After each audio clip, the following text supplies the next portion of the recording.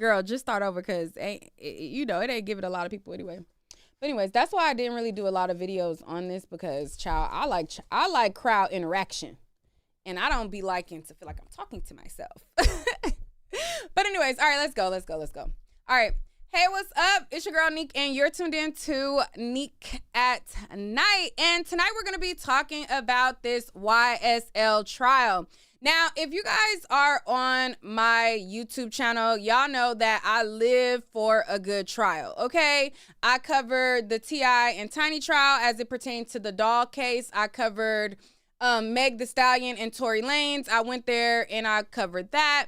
And outside of going to like these celebrity trials, I love watching trials in general. Like the Daryl Brooks trial, where he represented himself and acted a plum fool. I was into that. I watched the YNW Melly trial and so much more. So a lot of people come to me because you guys like my insight on when I cover trials. Now, I don't have a just trial-based subscribers. So I have people who come to me because they like me to break down when like a woman gets unalived by a male and I break down the story, or when there's a trending topic on social media and I go in depth and I give my opinions on that. And then, I got the Krishan sector. I have this sector. I have so many different variations of why people collectively come on my channel that when a topic doesn't really seem to be well received from my audience, I don't continue to make videos on it, even though it might be something that is a personal interest to me. And one of the things that I didn't really make a lot of videos on, even though it was a genuine personal interest to me, was this YSL trial. Now, I've been keeping up with this trial since the beginning. Okay, I've been watching it from the beginning. I watched it before it was popular to watch it. A lot of people started flocking to the trial when Brian Steele was getting his arrest and contempt order, and it made social media waves because there was this attorney that was standing 10 toes down for his client. He's willing to go to jail for his client. And in addition to him willing to go to jail for his client, he also asked to go in the cell with his client. So that got a lot of people interested in watching the trial. Now, before it was a thing, I was watching the trial. It got me through a lot of days of just different things that I was going through in my own self. Like, some of you guys know or don't know, I had a fibroid in my stomach. I had surgery, and just going through that whole thing, I really wasn't focused on making a whole lot of videos. Like, mentally, I just didn't feel like getting in front of the camera, talking, making videos and stuff like that. So after my surgery, it was like well into the trial had, like, there was already like certain content creators who had paved a lane in covering the trial. So after I got more comfortable, like I did my surgery and I started making videos again, I felt like I was too late in the game to try to be like a everyday person keeping up with the trial. And when I did go live or try to cover the trial, not a lot of my community of subscribers it didn't really resonate with a lot of people. So I didn't really make a lot of videos. However, don't mistake that for me not being heavily invested into the trial and watching a great deal of it. I was invested. Times when I was going through my situation with my fibroids, I would be laying in my bed watching the trial. In the chat, like anybody who watched the trial from Law and Crime, y'all see me in them trenches every day. I was pissing people off. I was making people mad. People was getting angry because I'm one of them type of people. I'm not fanned out by celebrities, okay? I'm not fanned out because Young Thug done made a song that I like and I'm going to disregard evidence, or I'm going to act delusional to what is presented. It's just not given that. I watch for the facts of the matter. And I literally watch because I want to see if the state got a point. I want to see if the state make their case. I want to see if what they're accused of, they actually did. And if they did what they say they did, then they need to be held accountable. I'm not one of those people that think just because you got a celebrity that you are above the law, or just because you are a celebrity, I'm going to act delusional to it. Now, I was a huge, and I still am a huge supporter and lover of Tory Lanez music. I love his music down. Okay? I love a good Tory Lanez song. And before the trial of the Meg Thee Stallion and Tory Lanez, I thought that, you know, it was very unclear as to who did it and all of that. But just because I like your music, just because you make a song is not going to make me ignore facts that are presented and evidence.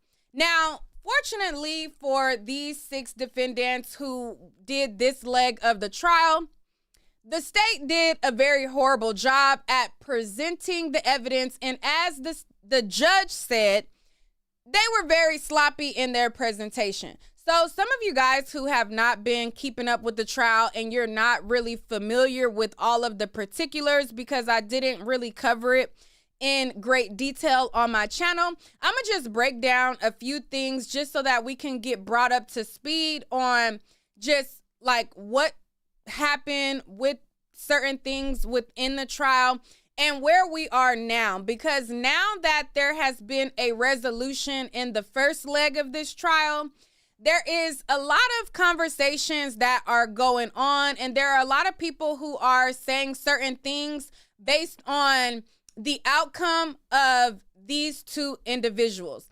Now, to base all 6 defendants on these 2 individuals, I think is kind of a little slow. But we're going to get into that. I'm not going to hold back. I piss people off all the time because I don't hold back. I don't care. I'm going to say what it is I feel and think. And if I think you acting slow, you slow, in my opinion.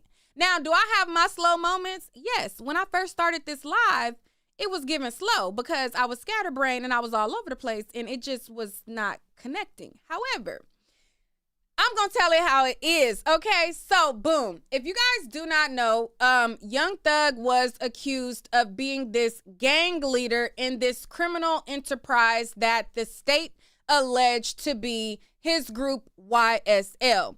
Now, it started out with 28 individuals who got indicted on this RICO charge. And when they got indicted, there was some people who got severed off of the case. There was some people who took plea deals, and there was even some people who tried to play crazy and mentally insane. Now, if you guys wasn't watching, there was even a guy who he was like just playing all types of crazy, and he was trying to act like he was crazy and doing all kind of bizarre antics that Young Thug's attorney was like, Judge, him acting a plumb fool and pretending to be crazy is going to affect my client. So we need him up off the case. So boom, he was severed. Then there was people who took plea deals. Boom, they were taken off the case. So the first leg of the trial. Oh, and then it was so many defendants. It was 28 people. And there's so many people who can't afford a lawyer that by the time that they were ready to go and that they needed to go in order to convict Young Thug, they had to get this ball rolling. Young Thug's attorney had put in a speedy trial demand, so they had to abide by that speedy trial demand and start the trial for him if they wanted to get him in a timely manner.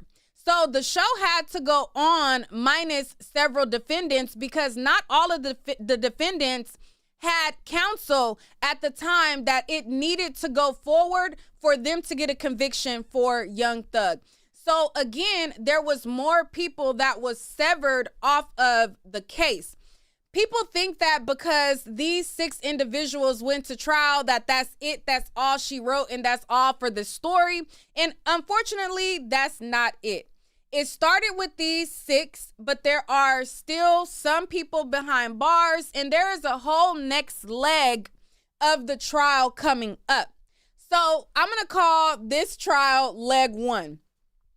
So this leg of the trial consisted of the guy to the top left by the name of Little Rod. Little Rod got convicted at the age of 15 years old. He was in cahoots, or alleged to be in cahoots, with a girl by the name of Mariah and some other characters that seemed to have set up a boy, and he got unalived. Now, to me, in my opinion, I feel like he was just a victim of circumstance. I don't think that he was from YSL, as the state tried to allege, just because he said he was from YSL.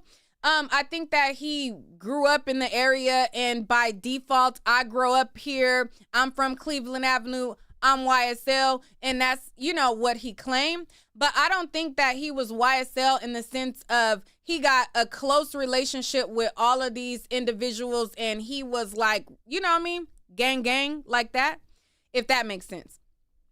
So he was a part of the trial, and they stuck him in there for, wow factor. Oh my God, these guys are so dangerous. They're unaliving people. They have all of these situations going on. And so they needed him for a little extra razzle dazzle. He didn't really belong on this trial, but he was added for a little razzle dazzle because he thought it was cute to say he was from YSL when he should have had his tail in the house and going to school.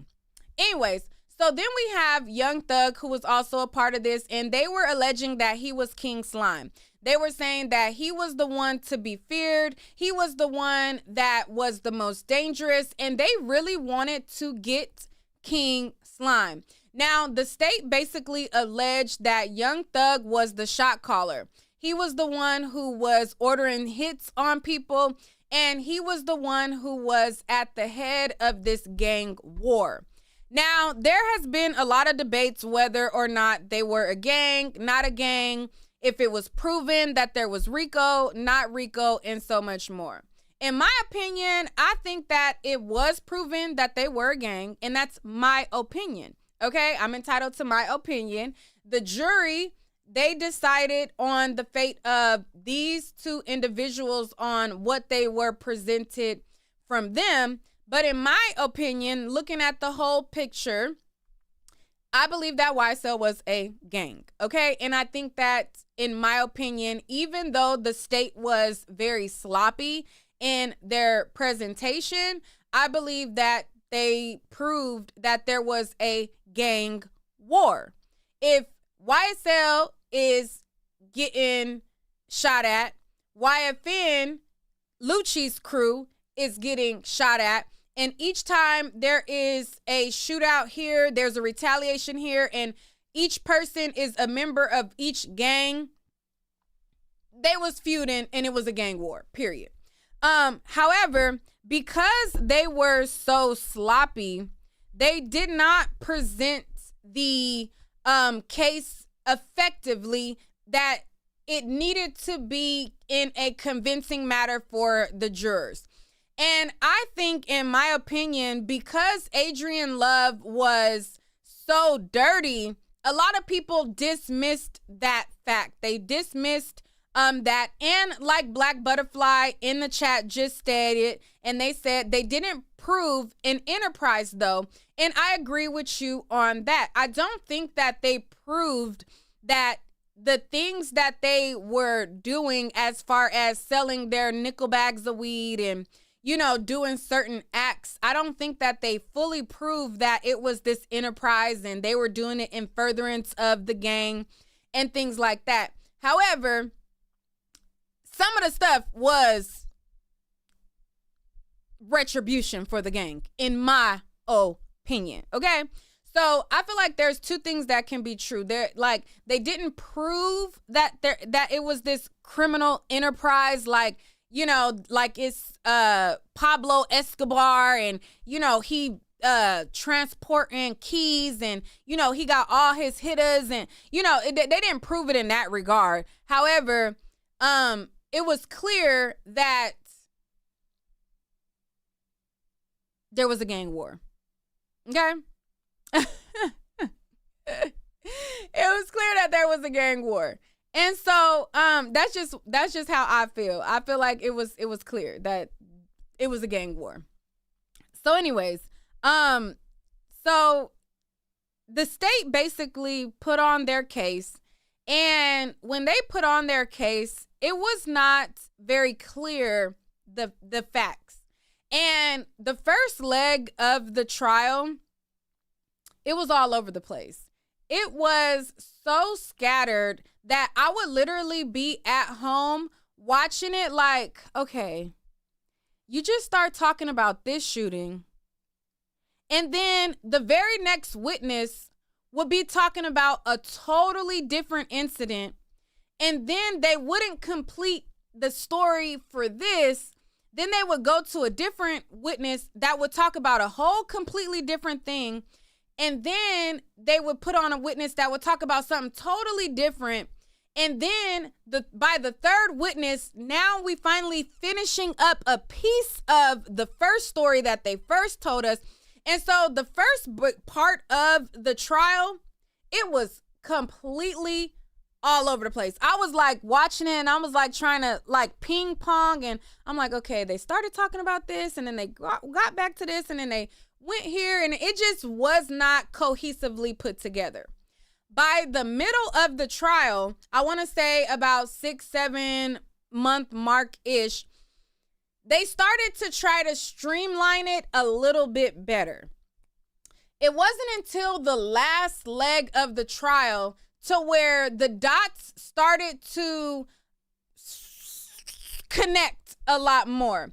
So once Attorney Love, or District Attorney Love, she took a back seat because she was doing so many unethical things that the judge could not even bear her. The judge is normally pro-prosecution. The judge is normally on the side of let's get these criminals off the streets. But she was so unethical that the judge could not even hide the fact that this is doing too much. And if y'all want a conviction, you want to bench her and sit her ass down. So once she took a back seat, the case started to move at a more deliberate, more cohesive pace.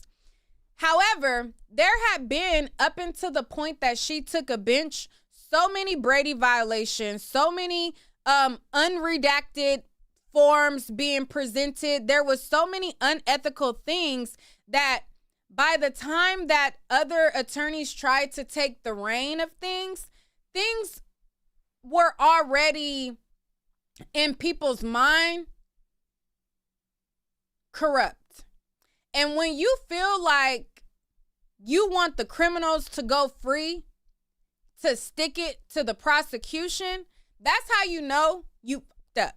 Because I'm not going to believe that people genuinely thought that these were people who were not out here being menaces to society. Okay? Like, let's call a thing a thing. They were out here terrorizing the streets of Atlanta, being menaces to society. But because Adrienne Love was so unbearable, and because Adrienne Love was so unethical, and because she did not know how to take an L, people rooted for the underdog. And the underdog would be AKA the alleged criminals of this street gang, AKA YSL. And a lot of people rooted for them to get, off on these charges and things like that. Now, me, like I said, I'm a person who I'm going to go off of what I see. Now, the evidence that was presented as it pertains to Huey, I think, and that's this one down here, I think had he not taken a plea, I don't think that, hold on, I'm trying to point correctly. Okay, this one right here, Huey. Because he took a plea, I think that was in his best interest. Because if he had not taken a plea, the information that would have been brought out on him, I don't think that the jury would have just overlooked a lot of the things that he was alleged to do. And I think that's the same thing with Young Thug.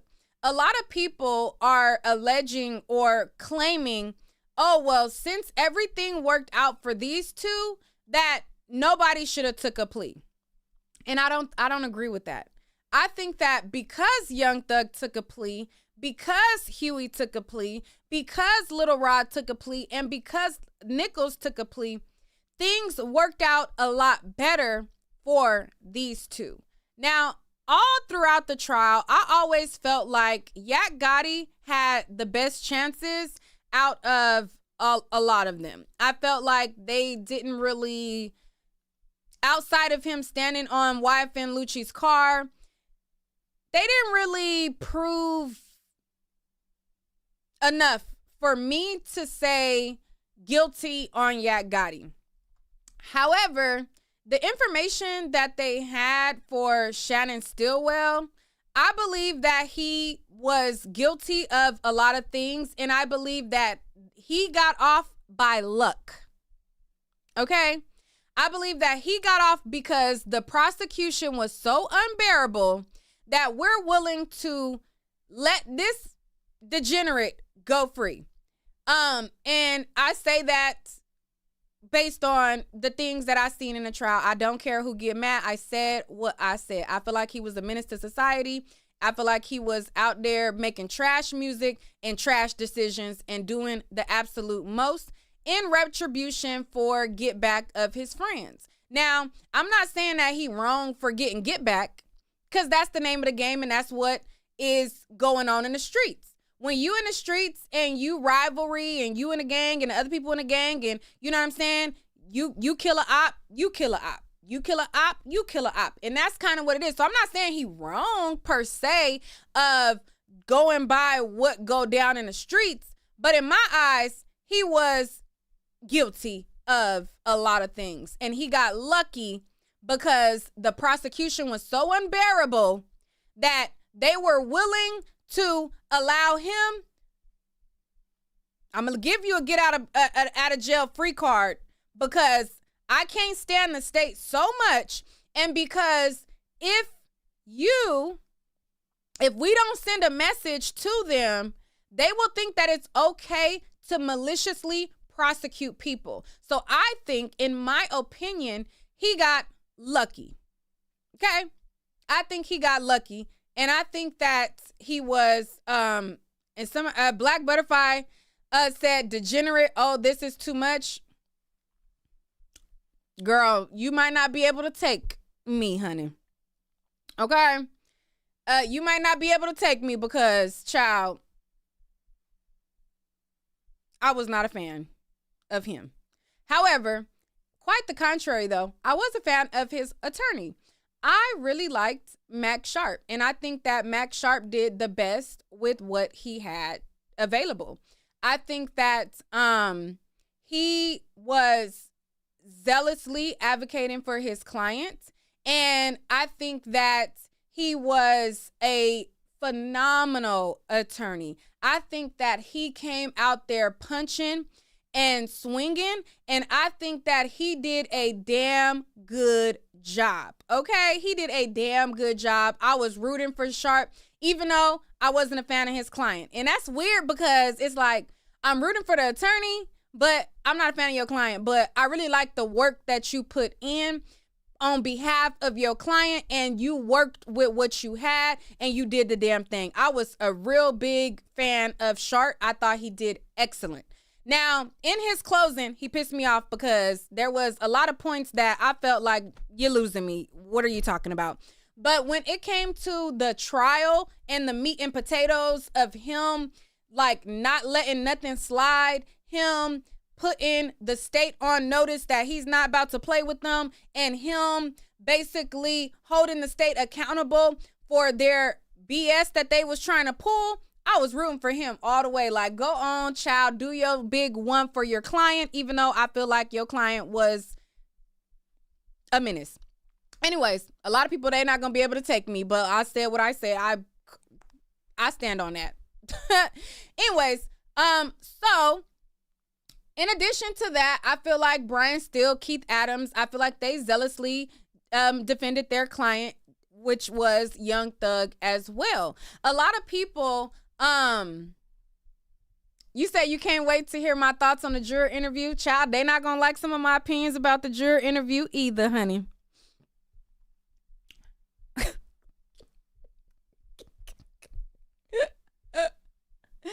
They're not gonna like some of my comments about that either. But you know, I'm just gonna I just don't know how to not be real. And I feel like a lot of people was watching this trial with fan goggles. I think that because a lot of people were fans of Young Thug, they were watching this with fan goggles, okay? I didn't have no damn fan goggles on. I was watching with my damn eyes, looking at what was going on.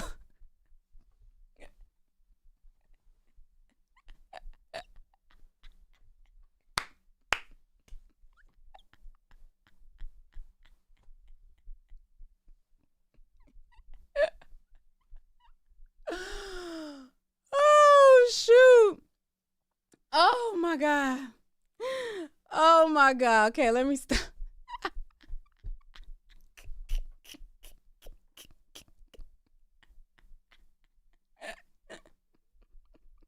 Hoo-wee. Let me stop, child. Let me stop. But anyways, I agree with you. What is it? Almond D Mama, there was a lot of trash in this trial. I mean, I agree. I agree.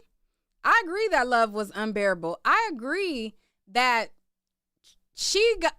whenever she talked, it was like nails on the chalkboard. Every time she talked, I rooted for the defendants that I didn't care for. Every time that Attorney Love talked, I said, let Shannon free. She was that unbearable. I'm like, girl, if you talk another second, you know? So, I mean, I get why some people are delusional, because she was a character that she pissed you off so bad that, you know, it put blinders on a lot of things because the players at B. Now, back to what I was saying. So, there was a time where the trial went from 4 to 2, right? So, there was, like I said, there was a lot of hiccups. There was a lot of mess ups. There was Brady. There was a lot of Brady stuff going on. And like I said, there was unredacted things that was put before the witnesses. So there was a guy by the name of Wooney Lee, and he was reading off a paper, and he read a hashtag that he wasn't supposed to read. It caused a lot of commotion. And by that time, there was so many mess ups to where the judge was like, I'm fed up. Y'all better figure out something and do something. And so they gave out plea deals. And so they gave out plea deals, and Young Thug's attorney said that against his advisement, Young Thug took a plea. Now, a lot of people think that because Young Thug, or because Shannon Stillwell and Yak Gotti got not guilty on a majority of the charges, that the fate would have been clean slate for Young Thug. And I disagree. Now, I'm going to go into what the jurors had to say in a second, and I'm going to go over some of what is like some of their outlooks on things, and I'm going to go into that in a second. But I just first want to address this part right here before we get to the jurors and everything. If you pay attention to what those jurors stated, they went off of the facts. And the juror stated there was a male juror who did not feel comfortable letting Shannon Stillwell off scot-free. They came up with a compromise. If you listen to what the juror said, there was a compromise for Shannon. Like, listen, I gotta sleep on it. I'm not willing to just let go that he was innocent. And I'm gonna have to sleep on this. The juror said that there was a lot of contention as far as Shannon Stillwell, which that makes sense because he was a menace, according to what was presented. So I know I piss people off every time I say that, but you know, it wouldn't be me if I didn't like intentionally piss people off because, you know, I don't care. So anyways, but yeah, so what I'm saying is if you pay attention, they went off the facts. And the fact was they didn't feel comfortable saying, okay, we're going to give you this charge of RICO. But they did feel comfortable charging them for things that they felt like they were culpable of. For example, if you guys remember, during deliberation, there was a question to the court from the jurors that wanted to clarify what Doug Weinstein said as it pertained to the missing Richard Mille watch. Doug Weinstein put a lot of focus on this missing Richard Mille watch, and he also put a lot of focus on the fact that at the time of Yak Gotti's arrest, that he was not living at Young Thug's home and he was not inside Young Thug's home. And so a lot of the drugs and guns and paraphernalia that was found in Young Thug's home, they did not give him that charge. However, if you listen to the jurors, had that watch been Yak Gotti's watch, they were going to charge him with some of the drugs and stuff that was at Young Thug's home. That's what the juror said. And I believe that. So if we're going off of the facts and we're going off of the fact that the jurors also found Shannon Stillwell guilty of possession of a firearm, which was proven that he did have his girl's firearm. He was a felon. He wasn't supposed to be carrying a firearm. If we go off of what we hear as far as them following certain facts, and they were thinking about charging Shannon Stillwell, and that was a major contention of them trying to figure out if it was his watch, then we gonna charge him with some of this stuff. If not, then okay, cool.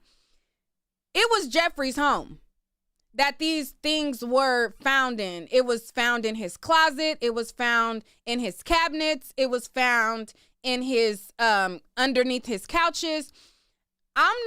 I don't think that it was just I don't think that just because these two got the thing that they got, that Young Thug would not have been held accountable for some of the paraphernalia at his home. Now, he got lucky by having the balls to go up there and do that blind plea. And because there was so much what am I saying? There was so much like disbelief into the justice system that there was a lot of people who felt like, I don't believe in the justice system. I believe that they're corrupt. I believe that, you know what I mean? And there was so much of that the judge had to restore some faith in the justice system. And I believe that she shot him an incredible deal that allowed him to have a second chance at life.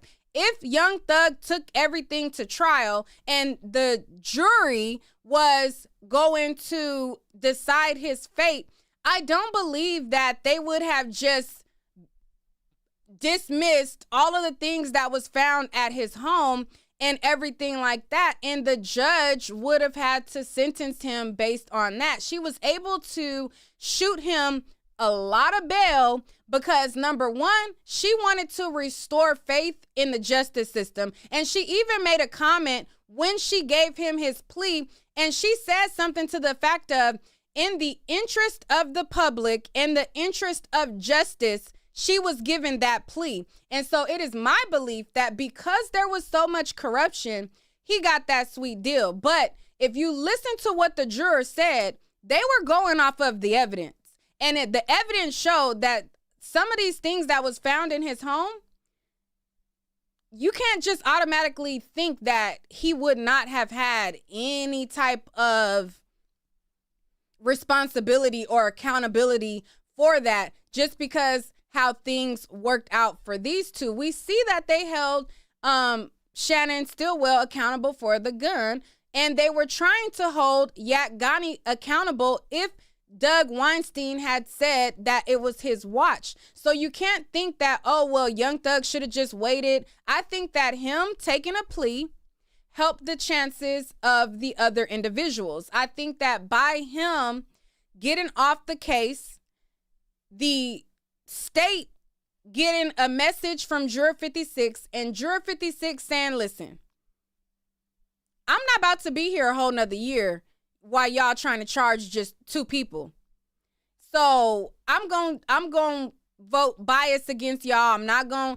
And I think that because of those things, it helped the outcome of these 2 individuals. A lot of people are like, oh, because they got off, Young Thug should have just stayed. No, if him getting off the case helped the case. Him getting off the case and the jurors feeling like, well, shit, if he off the case and this person off the case, well, why are we hearing about this and why are we hearing about that? That helped the case. And shout out to Kat Not Williams. She has been doing a phenomenal job in coverage of this YSL trial. She has been so amazing in breaking down what was going on. She has been going live every day. She has been doing commentary. I see her in the chat, so I just want to pause for a second and shout her out and let you guys know to go and follow her page as well, because she has been doing a phenomenal job. Let me go to see. Yes, I'll drop a link. Actually, I'll drop the link right now. Paralegal Institute, you want to come up right now? Let's talk about it. Let me see what Kat Not Williams said. She said, I love the way they navigated the watch thing. Someone made a good point, but it may have been incorrect. So they asked for clarification, then they squared that away. Right, yes. I love that they squared that away, because had they not squared it away, it wouldn't have been good for Yak Gotti, in my belief. But yes, if you guys want to, okay, yeah, let's do it. I'm down. Hold on. Let me bring the link. I was gonna do like react to like what the jurors interview and all that, and I still will, but I want to talk to y'all too. So Paralegal Institute and Kat Not Williams. I love that name, by the way, too. Like my name, Nick at Night, got a ring to it. Kat Not Williams got a ring to it. I just love a good, you know what I'm saying, a good ring to some things. Somebody said, why am I yelling? See, y'all be saying I'm yelling. Y'all be saying I'm loud, and then y'all say y'all can't hear me. But then when I pick up my voice and I talk louder, then y'all say I'm yelling. But then when I lower the audio, then y'all can't hear me. Like, which one is it? I cannot keep up. But anyways, let's get into this. Let me drop the link. Let me drop the link for y'all to come up. If Kat Not Williams is willing to come up, I would love for you to come up as well.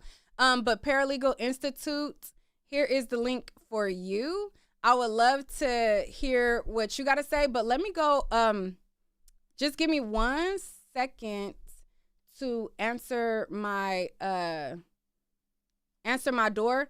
But while y'all are coming up, let me just play a little bit of the jurors for a second.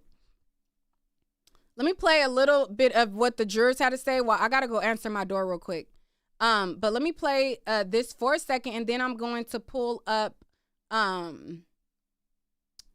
me pull this up. Okay, let me pull this up. Be right back. Paralegal Institute, click the link. I'm going to pull you up. The conversation and, you know, all of that, but that is never to take away from the seriousness of what this 170-day trial was. So anyway, I just wanted to call that out because I appreciated you saying that. No, and I appreciate you just kind of, you know, piggybacking off of it and letting the people know that you are not alone. I mean, I can speak for all three of us. We definitely kept that in the back of our heads. Yeah. So, yeah. Even being in there and seeing when they read the verdict, it was heartwarming to see the response of the defendants, but then also I could see from the Zoom camera the families that were leaving out. Yeah. And I just assumed that they were families of victims. And I know that like it's people hurting on one side, people happy on one side. So, you know, it was never lost on us that there were actually people in there that were impacted on both sides of it. Right. And we want to be very sensitive to that. All right. So that was a piece of the interview that the jurors did with paralegal. Where you at? Where you at? that was a piece of the interview that the jurors did with I'm Not a Lawyer, but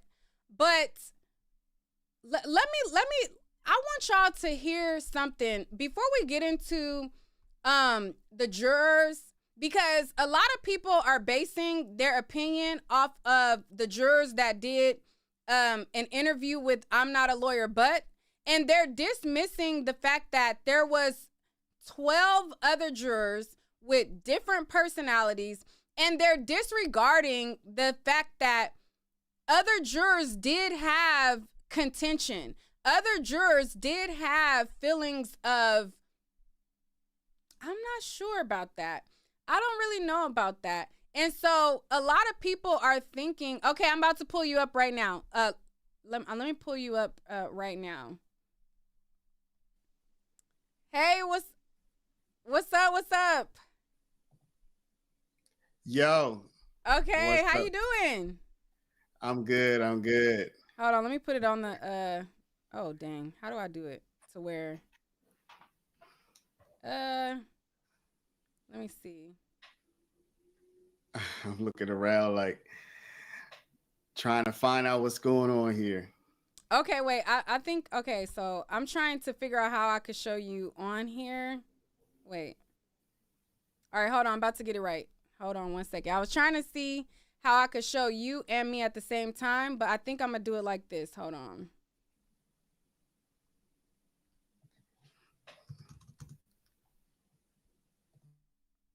All right, I'm going to do it like this. I'm going to send this. I'm going to put that like that. And then I'm going to, hold on. I'm about to get you on so where they can see you too. Hold on one second. Okay. Got to make it work with OBS because I didn't go live on StreamYard. You muted. I can't hear you. Am I live with the people or just you? No, the people can see you. Hold on. I'm about to. All right, go ahead. Talk. How are you? What's your thoughts? I'm good. I want to give a thought about something particular. So what are we talking about? What's the topic? I know we're talking about the jurors, etc., but give me something specific to comment on. Or I can just comment on what I've heard you say so far. What do you think about the people who think that Young Thug should have just waited, and if he would have waited, he would have got not guilty also? So at the risk of, when I heard you talking right now, I was like, she's been listening to my stream because you no shade. We said the same thing. We literally said I said what you just said is what I said on stream this morning.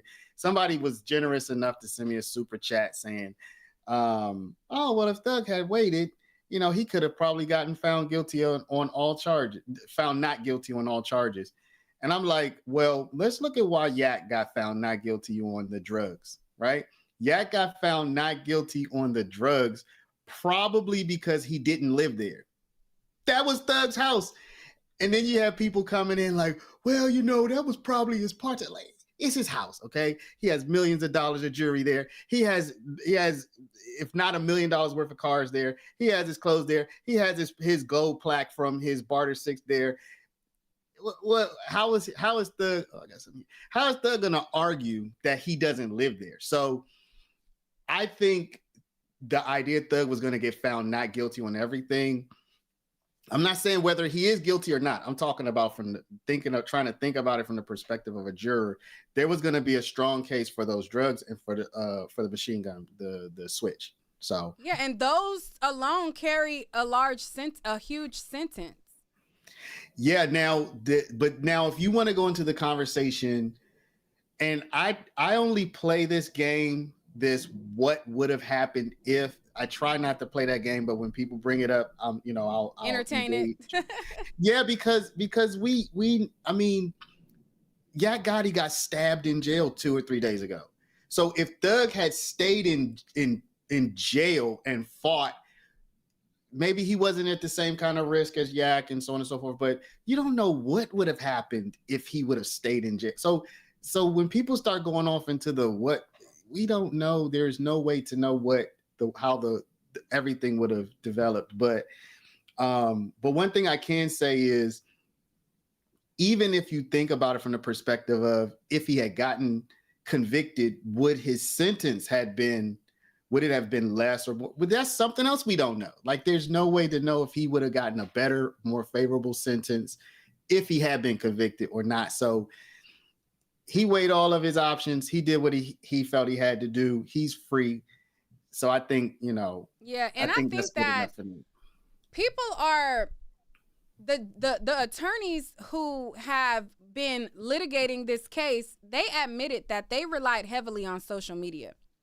To think that the judge is not also relying heavily on social media when the deputies are heavily invested in social media, the prosecutors, you heard I'm Not a Lawyer But talk about how the prosecutors came up to her and told her how they watch her channel. Yeah, all of these players involved in this case were heavily watching social media. So in my opinion, they seen the blowback of the state picking up the case. They seen the blowback of Miss Love doing her little tactics and how the public was receiving it. You see how fast the judge said the N-word, and when she came back on after break, she immediately issued an apology. They have their eyes on the chat. They have their eyes on social media. So they see what was going on social media, the perception. And I think because Love was such an unfavorable character,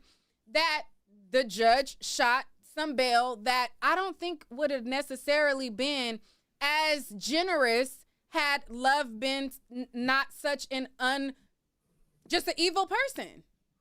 I think that goes for Shannon too. Like, it's so interesting because this trial is not about me or anything, but the moment she read the verdict yesterday, I literally said, I knew it, or something like that. Because in my stream yesterday morning, I said, I can see Yak getting off on all charges. And I said, the only thing I think is a real problem is that gun with Shannon. I personally don't see reasonable doubt that his girlfriend's gun that she said on the wiretap that he had, they found it on the same route that he had just done his slow speed chase or whatever. So I was like, I don't see any reasonable doubt. And that was the only thing that he did get found guilty of. Now, I think with the sentence, though, it reflected the judge. It was a rebuke, in my opinion, of the state, in my opinion. And it was also an acknowledgement. Another seed that I planted was, really, Max Shard had planted that seed. He had asked the judge, he said, would you make some new law, please? Would you find a way for a convicted felon who's under mortal, death threats daily to have a gun? And she basically was like, can't do it. But I think the combination between the state, the way they handled the case, and her recognition that this guy was being shot at and whatnot, she took it easy on him with the sentencing. So I definitely think that The judge was clued in, even if she didn't want to be. People were sending her emails. People were bringing it to her. You know what I mean? So I think she was clued in, and I totally agree with you. I think the way the state handled the case and the public uproar significantly impacted the type of penalties that we saw that the judge meted out. Correct. It lessened the penalties. The penalties were lessened, I think, as a result of that.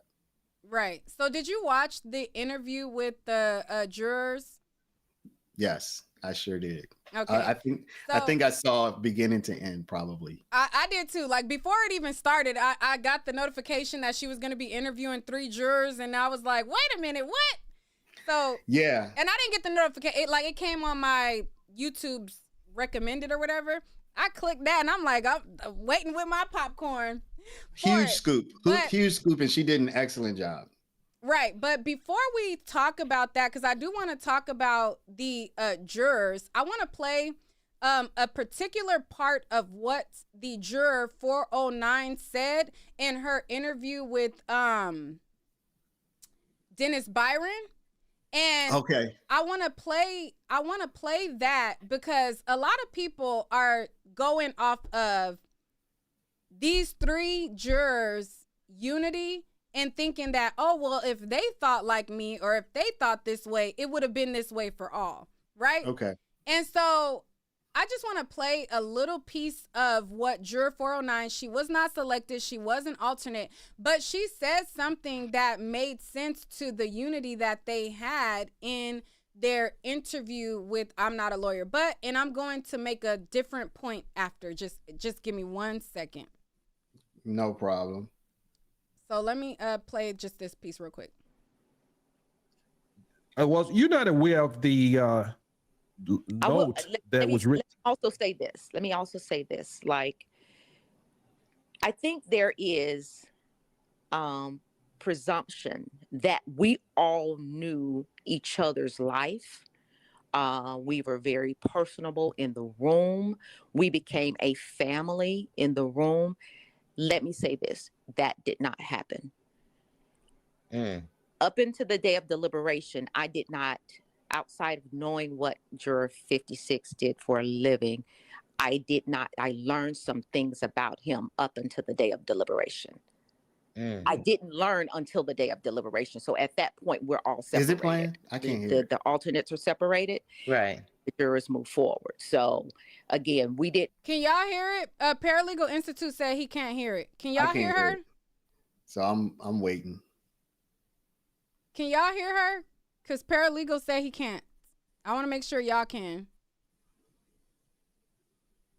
Did not have a personable life, all of us. And there may have been a couple who got close, but as far as knowing each other, no, we didn't know each other did. We didn't know what the profession was. We didn't know a whole lot about each other. Well, all right, so I just wanted to key in on her saying, she said there may have been a couple that got close, but we didn't know each other, right? So I want y'all to pay attention to that when I go into like my conversation of like what I think about certain things. But I just want to play this real quick. She didn't make it on the jury, but this is a representation of other people that were on the jury. Everybody didn't have the same views. Everybody wasn't clicked up. And because the 3 jurors that went on I'm Not a Lawyer, but they were so in sync because they were cool. Everybody wasn't so in sync in ideology that just because these 3 individuals thought a particular way, that was going to be the thing for everybody else. That was a quick clip from Dennis Byron, but let me pull back up Paralegal Institute. So what did you think when the jurors alleged that they seen no social media about this, none whatsoever? Listen, I'm not gonna call anybody's integrity into question. That's something I try not to do, and if you've seen me do it, I try to be careful with it. Okay. So I'm gonna say I believe them. Okay. And you know what? You know what's funny? One thing that they did actually say, that I said before, not trying to be one of those know-it-alls, but it did just line up with something I had said previously, so it stuck out to me. I said on my stream many times, I do think it would be impossible to not see certain things on if you're just going to come across information. But also said, I wonder if they just don't try to turn everything off when they get home. Like, they've been in court for 8 hours. Like, I imagine if I've been in court for 8 hours and I've been worried about this all day and it's already disrupted my life, I probably would go home and like, don't even talk to me about that. Like, to my, not because of the admonishment from the court, just I don't want to think about that anymore. I'll think about that whenever I gotta go back to court. So while I do think it would be very difficult not to come across information, I think it'll be very difficult when something happens in court that is suspicious for you to not go check on it. I also think they probably would not have all the information we have, because on some level there's just going to be a fatigue and they're just going to tune it out. Like, I don't want to think about that, so don't tell me. And that could be a key moment that we saw that maybe they didn't see. Yeah, I don't think that they saw everything that we saw, but in my opinion, I don't believe we didn't see nothing, huh? Nothing at all? No, we seen nothing. I was like, if there's one thing that seemed curious to me, okay, since you're drawing it out of me. Still, YSL still, they talking about like certain stuff, like they were saying certain stuff that we were saying in the chat. You made me do this, okay? The one thing that I would say seems curious is they seem to be totally in the dark still as of yesterday about Brian still being put in jail. And it just seems to me like, it just doesn't seem like something that you could have avoided. Your family, your coworkers, your friends, the news, the person at the grocery store who's just talking that you're over. It just seems like it. And once one of them knows, how don't they all know? Because like you said, they admitted that they hanging out together. They having recaps, drinking wine. So it seems to me like the idea that there was Young Thug's lawyer was put in jail or was sent to jail, whether he actually had to go or not. Juror 387, her job literally said the trial over. Young Thug played out or whatever. Like, he off the case. Like, you don't know nothing. You don't know nothing. But do you want to come out of there and then start saying, I don't fault them for not admitting it. I think that they're smart not to admit it. I'm just saying I don't believe that.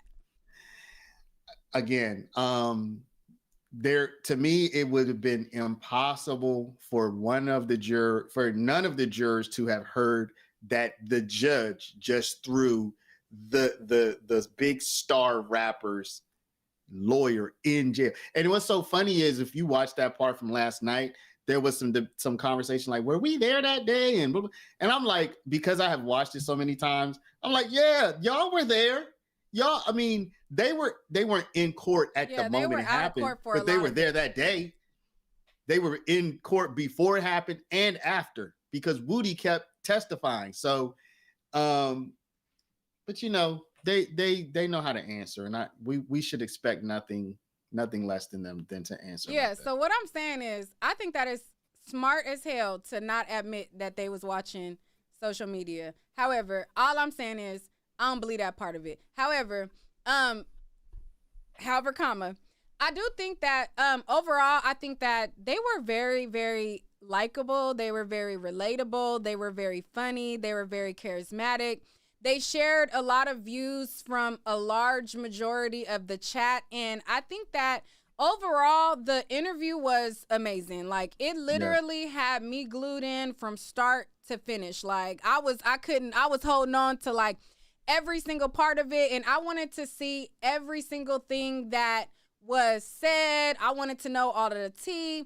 Now, one thing I was happy that Mel, the host, I'm not a lawyer, but ignored, was the super chat from Kayla Bumpus trying to insert herself. And she super chatted while they were live and asked Mel to ask what the jurors thought about her. And the chat erupted. Everybody started replying to Kayla, and they were calling her. Some people were saying, "Girl, yo man," and then some people were calling her a bimbo ditz. And so one thing that I liked about the interview is that Mel ignored all of the questions because Kayla always trying to make a thing about her. You are not the main character, sweetie. I know that you desperately want to attach yourself to this story and you want to make yourself main character. I'm glad that Mel kept the interview on to the trial, the pertinent parts, and the main things that we wanted to say. And I was so happy that she paid Kayla and those questions dust. But what was something that was a key for you watching the interview? So people are gonna get tired of me saying this, but one thing that really hit me, many things hit me. So this is not the top thing, but it just comes to mind. I'm married to an ESL speaker. My wife, and people have heard me say this a million times, my wife is from a Spanish speaking country, and when they revealed that 3 of the jurors were people who don't even speak English, not, there's nothing wrong with it, but people who don't have English as their first. So the prosecutors would have known that, I imagine, because they did the whole jury selection. And why didn't they have more facility for people to understand what was being said on these wiretaps? And, and the reliance on lyrics with people who aren't even, maybe even from this culture. It just seems like once that was revealed, I'm like, these prosecutors were way out to lunch with the way they conducted this trial. Because I, as a Black American man, I'm familiar with all kinds of street, talk, whatever, blah, blah, blah. I grew up with it. But I couldn't understand half of what was being said on many of these calls. And they didn't make it easy for me. And now that I realized they knew they had 3 people who don't even speak English as their first language, and they didn't even attempt to make it understandable as to what these people are saying on the wiretaps, it's like, okay, so something went very wrong with this prosecution, because that was a key part of their entire storytelling, was these wiretaps. And they didn't have consistent transcripts or subtitles or whatever demonstrative they needed for me to understand. And then I realized that they know they have people who need additional, or who may need additional, shouldn't say they do, but they may need additional aids to understand the English that's being spoken. And they didn't do it. And I'm like, okay, so something was really off with them from the very, very ground, from the bottom of this prosecution, that they wouldn't have made these wiretaps more understandable. And also using the lyrics, I would think they would use far less lyrics if you have people who don't speak English as a first language. And the little bit that you use, I know people say lyrics shouldn't be used. They used them, they could use them. It was something that was allowed. So I'm not debating should they. I'm saying the fact that they could, I would want to use I would say you want to put it in context, but I would want to use as little of a song as possible. And I would want to make it. They weren't able to do that due to the rule of completeness, though, because they tried to do that. They tried to just cherry pick a piece of lifestyle, and they tried to cherry pick a certain piece of certain songs. Okay. And Brian still argued as the rule of completeness, no, we're gonna play the whole song. And well, then, they tried to do that. Then allow me to have huge freaking football size transcript letters going across the screen so people can read it at the same time. I think that's a good point. They should have had the calls transcribed in video form, to where as it's playing the wiretap, you can see the words that they're saying. Absolutely. And big, huge, so that there is no mistaking. Because otherwise this is major evidence that they really need to complete the story they're trying to tell. And just listening, I got a little bit more use.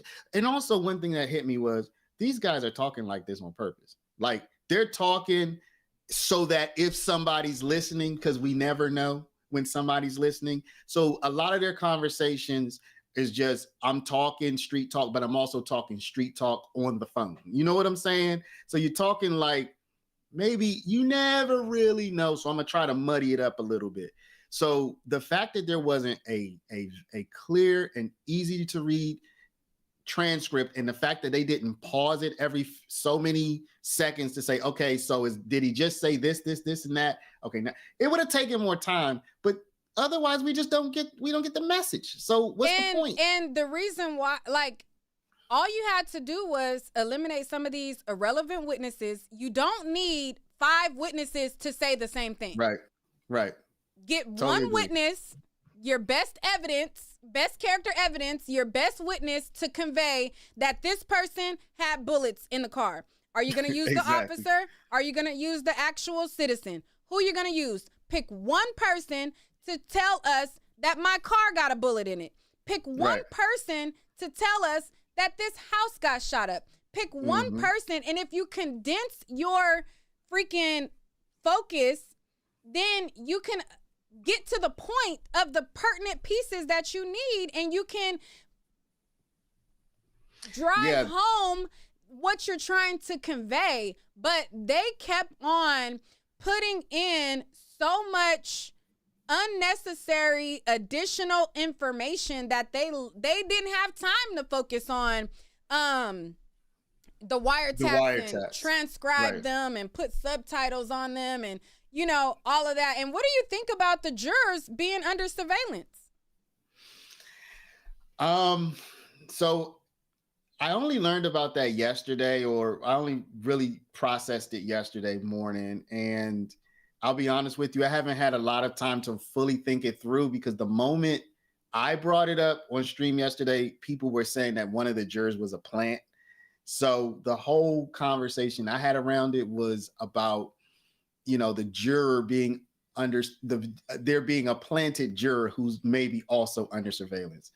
Trying to think it through now briefly, it's scary. It is alarming, but without getting an explanation or getting more information, I don't want to develop a full opinion beyond just my understanding is they thought somebody didn't live in Fulton County. They put them under 24-hour surveillance for a period of weeks. Just that little nugget is definitely scary. It's alarming. It seems to be maybe legal, but again, it might just be unethical or feel unethical. But beyond that, again, because I don't know what their why was, I haven't heard an explanation about it. I don't want to go too far with my opinion on that one. Yeah, but my opinion on that is, I think that the state did a lot of things that they felt like they were covering their bases, and that was a disservice to them. I think that if you constantly have witnesses get on the stand and they talk about how you're intimidating them, and they see that some of these witnesses are testifying by force, and then one of their colleagues, it gets brought up that they're being surveilled by surveillance. Right. That's going to have a negative outlook on how you view this evidence and lack thereof, and them feeling like it's malicious prosecution. And that's, so that's kind of where I was going with it. I think that, yes, like if you think somebody is a plant, or if you think, that there's impropriety somewhere, that you should vet it. But then also... No, the people were saying that the prosecution had a plant in the jury, and that they were following their plant in order for the... Sense. I know, but I'm just telling you what people were saying in the chat, and that the person being surveilled could be the prosecution's plant, who they were keeping a close eye on. And I was like, that don't make I'm sense. not buying that, but there were people. But my point is, when I Because if first it was their plant, why do they need to surveil their plant? If so it's that their plant, to keep them on a short leash was what people were saying. I mean, I didn't. That was what people were saying. You know all what I mean? the person got to do is go into their office or call them up.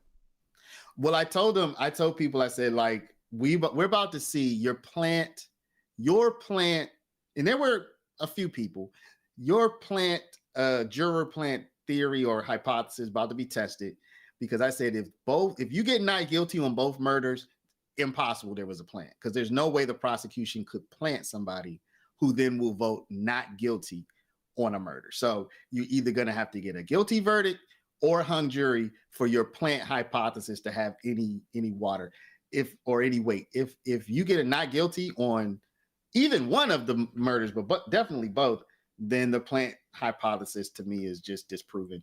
And of course, that's what happened. So, but that's what people were saying. They were saying, I didn't hear the conversation about it would be the prosecution's plant. Like that prosecution's plant. Yeah. Yeah, that's what they were saying in my chat. And I mean, again, we talked about it. You know, I'm okay with talking about all kinds of theories, but I wasn't convinced that it would make sense. Because again, what I said then at that time is, to me, planting somebody in a jury is in the same conversation as treason in the United States. Like, if you plant somebody in a jury to sway a jury, you are, in my opinion, it's not treason, but it is in that same realm of literally chipping away at the foundations of democracy, in my opinion. And I said, I don't think anybody, I don't know what the actual penalty would be, but I just doubted that it would have been that serious that they would have risked it. So, yeah, I think that it was proven that they did surveil a individual, but the theory as to why wasn't proven. So they said because they suspected that person of not being a Fulton County resident. Yeah, I was talking to the chat because somebody said misinformation. Okay. So I was saying that it was proven by Doug. He talked about how it came out in open court that one of the jurors was under surveillance, but we just, you know, shooting the shit on what we think the reason might have been. But okay, so moving on from that, Donovan Thomas' mother was extremely angry at the jurors, and she was extremely angry at social media. What did you think about what his mother had to say? And if you haven't seen it, I could play it and then go from there. So I think when you play something, I don't know if I can hear it. Last thing you played, I couldn't hear, but I have seen it. So if you want to play it for your audience, you know, I can certainly wait and then I'll comment. But I've seen it, or I've seen enough of it to have an opinion. Okay, so let me see how I could get you to hear it too. Hold on. I think I have to add it in StreamYard in order for you to hear it.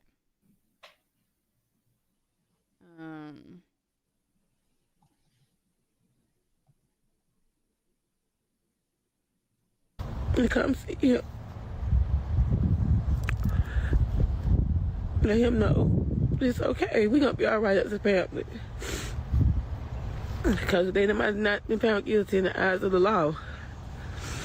And those fake ass jurors they had up there. But guess what? We got this. Because we know the truth. We know what happened. And I just had to come see my baby, let him know that we got this. Being just as I was in the end. And it's always gonna be lonely enough forever. I'm just mad as hell. And I ain't gonna say I'm mad at the state because them people did what they can do. And just those bouncers got there and lied and played and probably was paid off. Even to the jurors, the deputies, they were all full of bullshit down there. They only saw what they wanted to see. And people who, the bloggers and all that, they didn't see the inside of what was really going on in that courtroom. I know in my heart of heart and stuff I was paying attention to. It was a lot of injustice going on just with people, period, in that courtroom. From the deputies, I know for a fact. And just stuff that was going on in general. But at the end of the day, we got this. It's always, like I said, gonna be long live, not forever. I'm gonna be okay. We as a family gonna be okay. And we're gonna get through this. But right now, I'm just mad. I'm upset.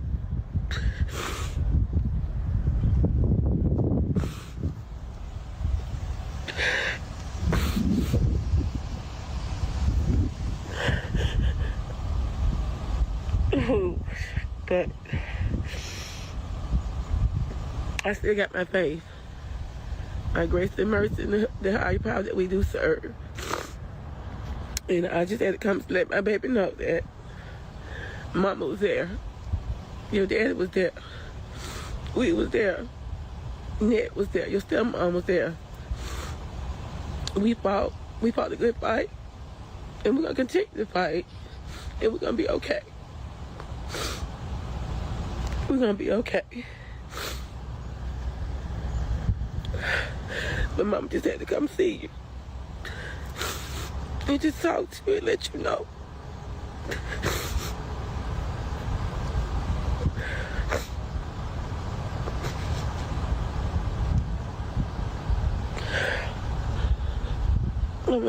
I have never got on here just to broadcast my business and spoke my piece.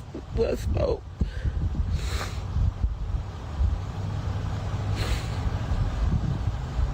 But right now, I think it's time for me to do this.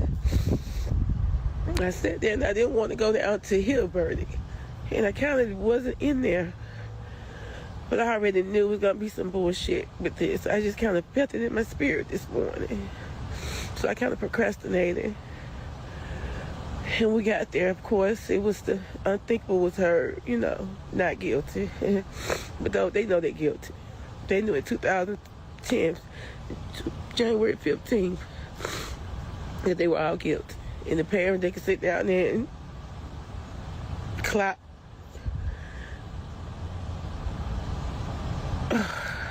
I'm without words, y'all. I'm without words. I truly am without words. But I just thank God for the love and support that people have been there with my baby through this process. And to all the people who just, it was so many, this case was tried basically on social media bullshit. All those bloggers that think they know the system and what happened. We as a family, we the people know what happened. We really know what happened. But like I said, at the end of the day, we as a family, we're going to be okay. We're going to get through this. And it's still going to be long-lived, not forever.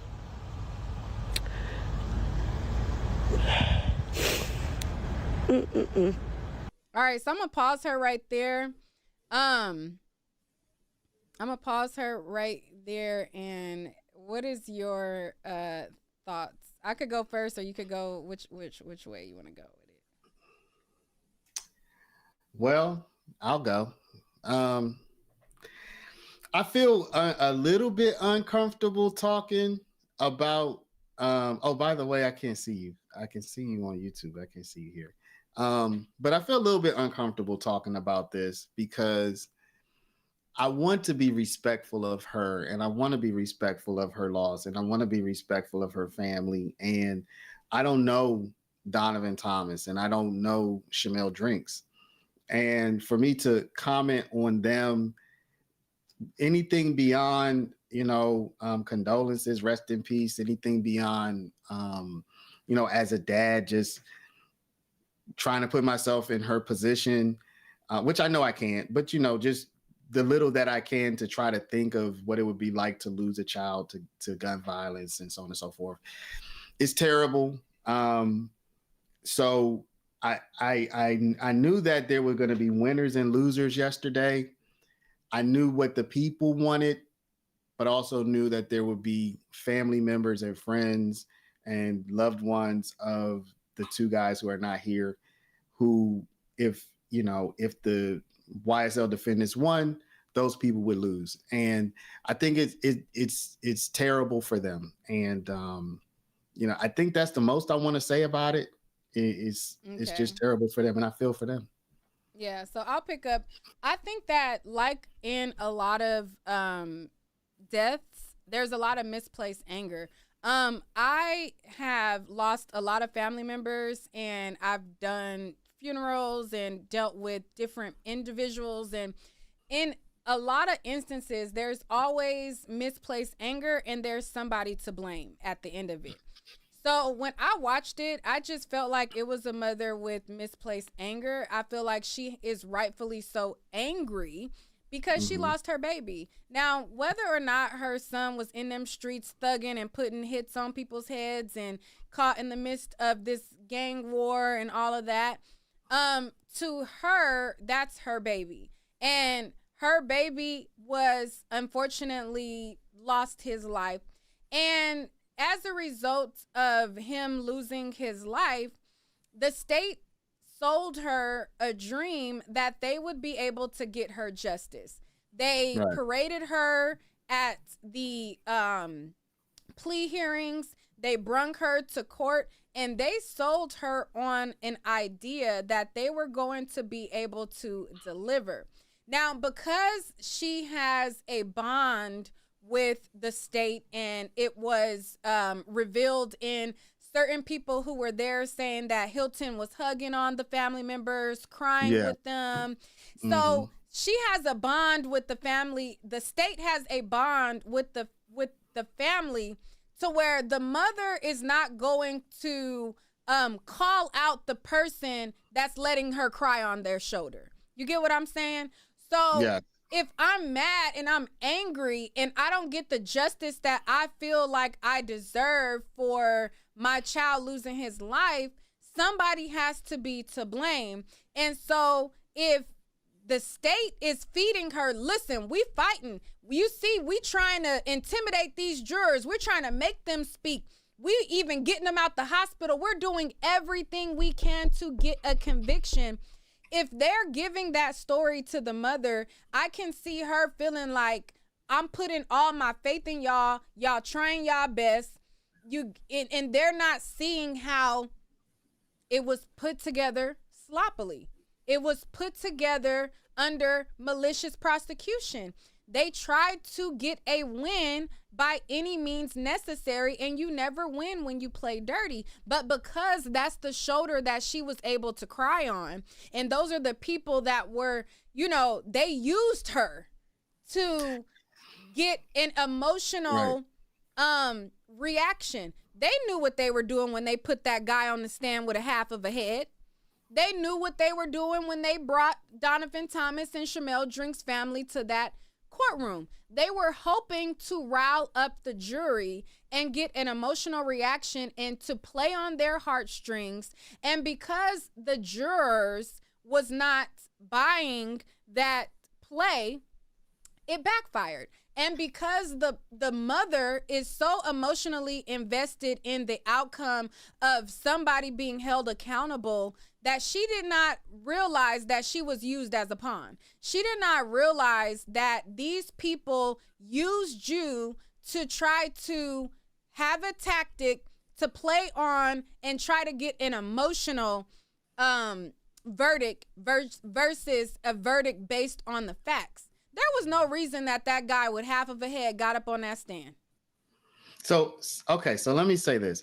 I'm far more comfortable talking about some of what you just said, which is it does seem like she was, I'm uncomfortable with the term used, but for lack of a better word, primarily what comes to my mind is, you ain't got to use it. I used it. They used her.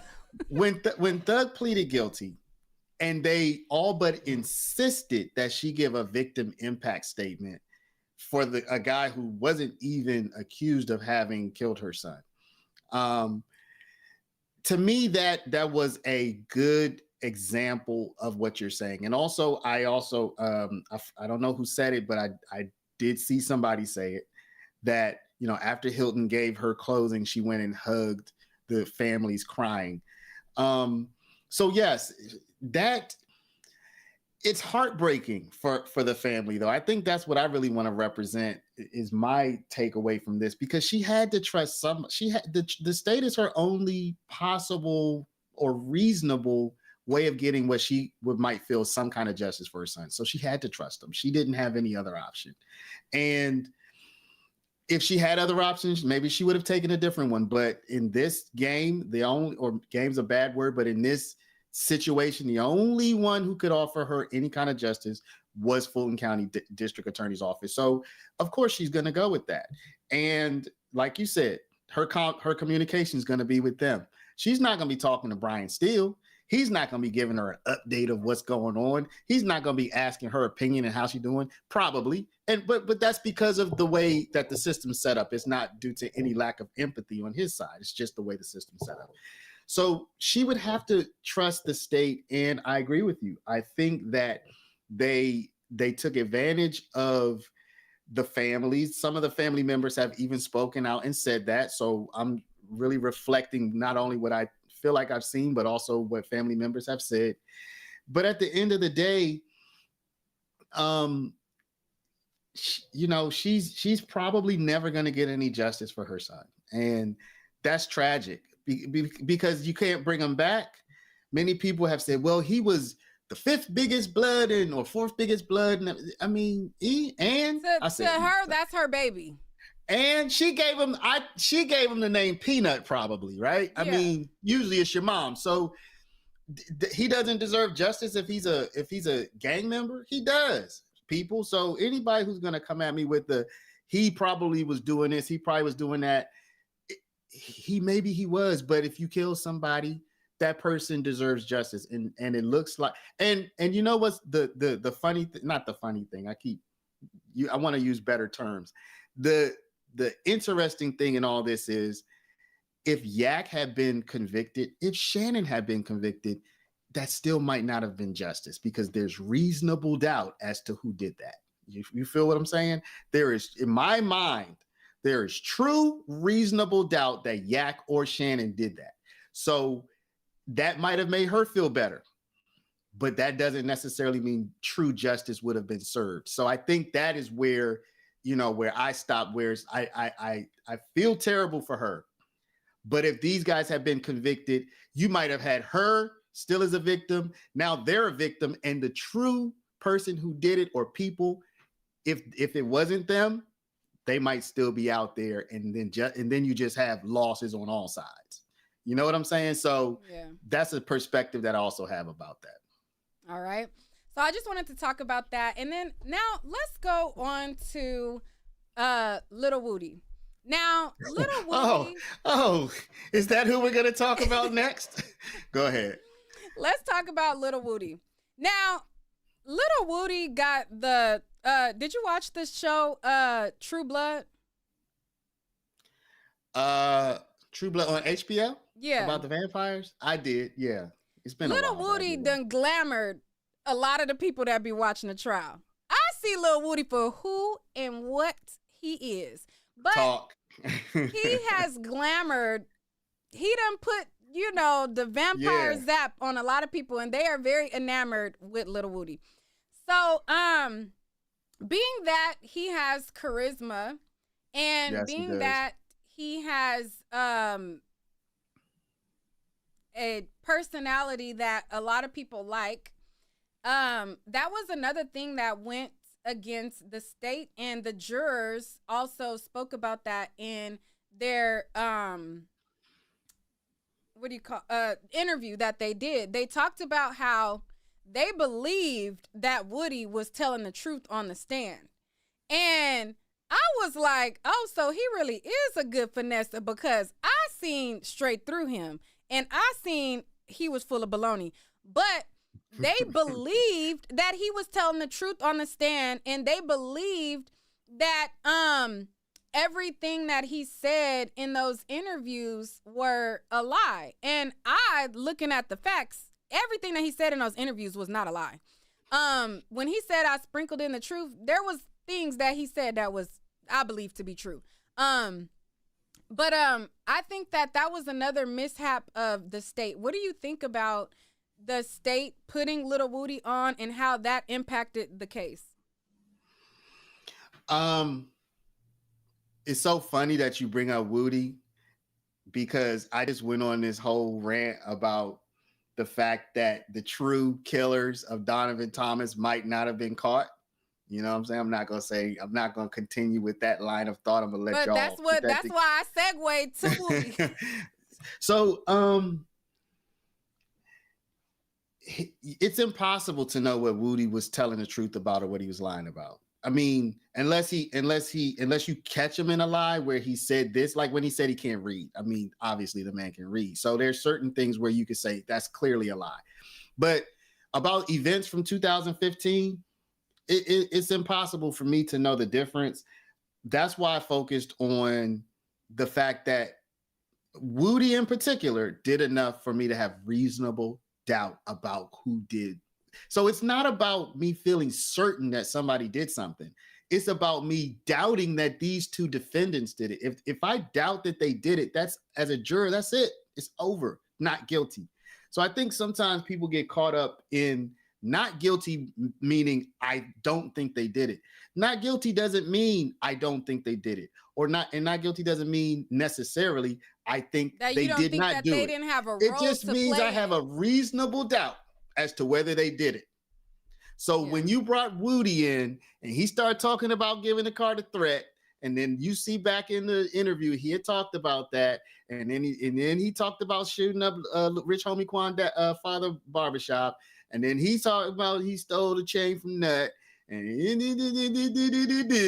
my doubt is there, and it's reasonable, and that's it, not guilty. At that point that I have that reasonable doubt, is not guilty. So it doesn't mean I believed Woody's rendition. It just means he did enough to get me to doubt that these guys did it, and that's it. Yeah. And my opinion about Woody is I think that they should, the state, if they're smart, now they are relentless, and even knowing the backlash and the feedback, they still feel like it's necessary to put every witness on. They still feel like, even though the judge says, is this person necessary?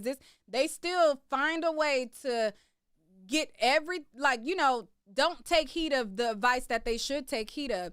If they take heed of anything going forward in any further trial, I don't think that it's wise to put Woody on the stand any longer. And I think that they should take heed to social media's reaction to Woody, his charm, his perception, and they need to take heed to what the jurors said about how they perceived him as well. Me, like I said, I think that he's a finesser. I don't believe that he is this changed individual and he's so delivered and he's this great person now. You don't think he's trying though? You don't think he's at least? I think it sounds good. Well, because sometimes you pronounce something not because you are that thing, but because you're trying to be that thing. So maybe he hasn't achieved it, but am I naive then that I think he's really trying? I mean, that he's trying. I just think it sounds good, but not saying that he's not trying. Maybe he is, but I just think it sounds good. Like for example, if I've been a smoker, which I'm not, but if I've been a smoker for the last 20 years, and now I'm cutting that off, I might say the next day I'm not a smoker anymore. It's an aspirational thing. I'm aspiring to live that, so I'm proclaiming that in my life. It doesn't mean that you should look at me as somebody who didn't smoke yesterday or for the last 20. It's that I'm trying to make a cut, right? I'm trying to say that was me then, this is me now. So I'm not trying to trick you into thinking I don't have this history, or I'm trying to convince myself more so than anybody that I can make this change. So I'm kind of speaking it into existence. So that's the way I understand what Woody's going through. I do definitely wish him a lot of success with it, but he's actually said he's not changed as in his nature, right? He said, I hope I don't get in a situation because I know how I am. So he'll acknowledge that too. You know what I mean? So okay, thank you. Can you just lock the bottom lock? So I take Woody as a just typical keep talking. guy. I'll be right back. Who, me? Yeah. Okay, I guess it's the PIW show, y'all. All right, y'all. Well, I'm gonna keep talking while Neek is gone.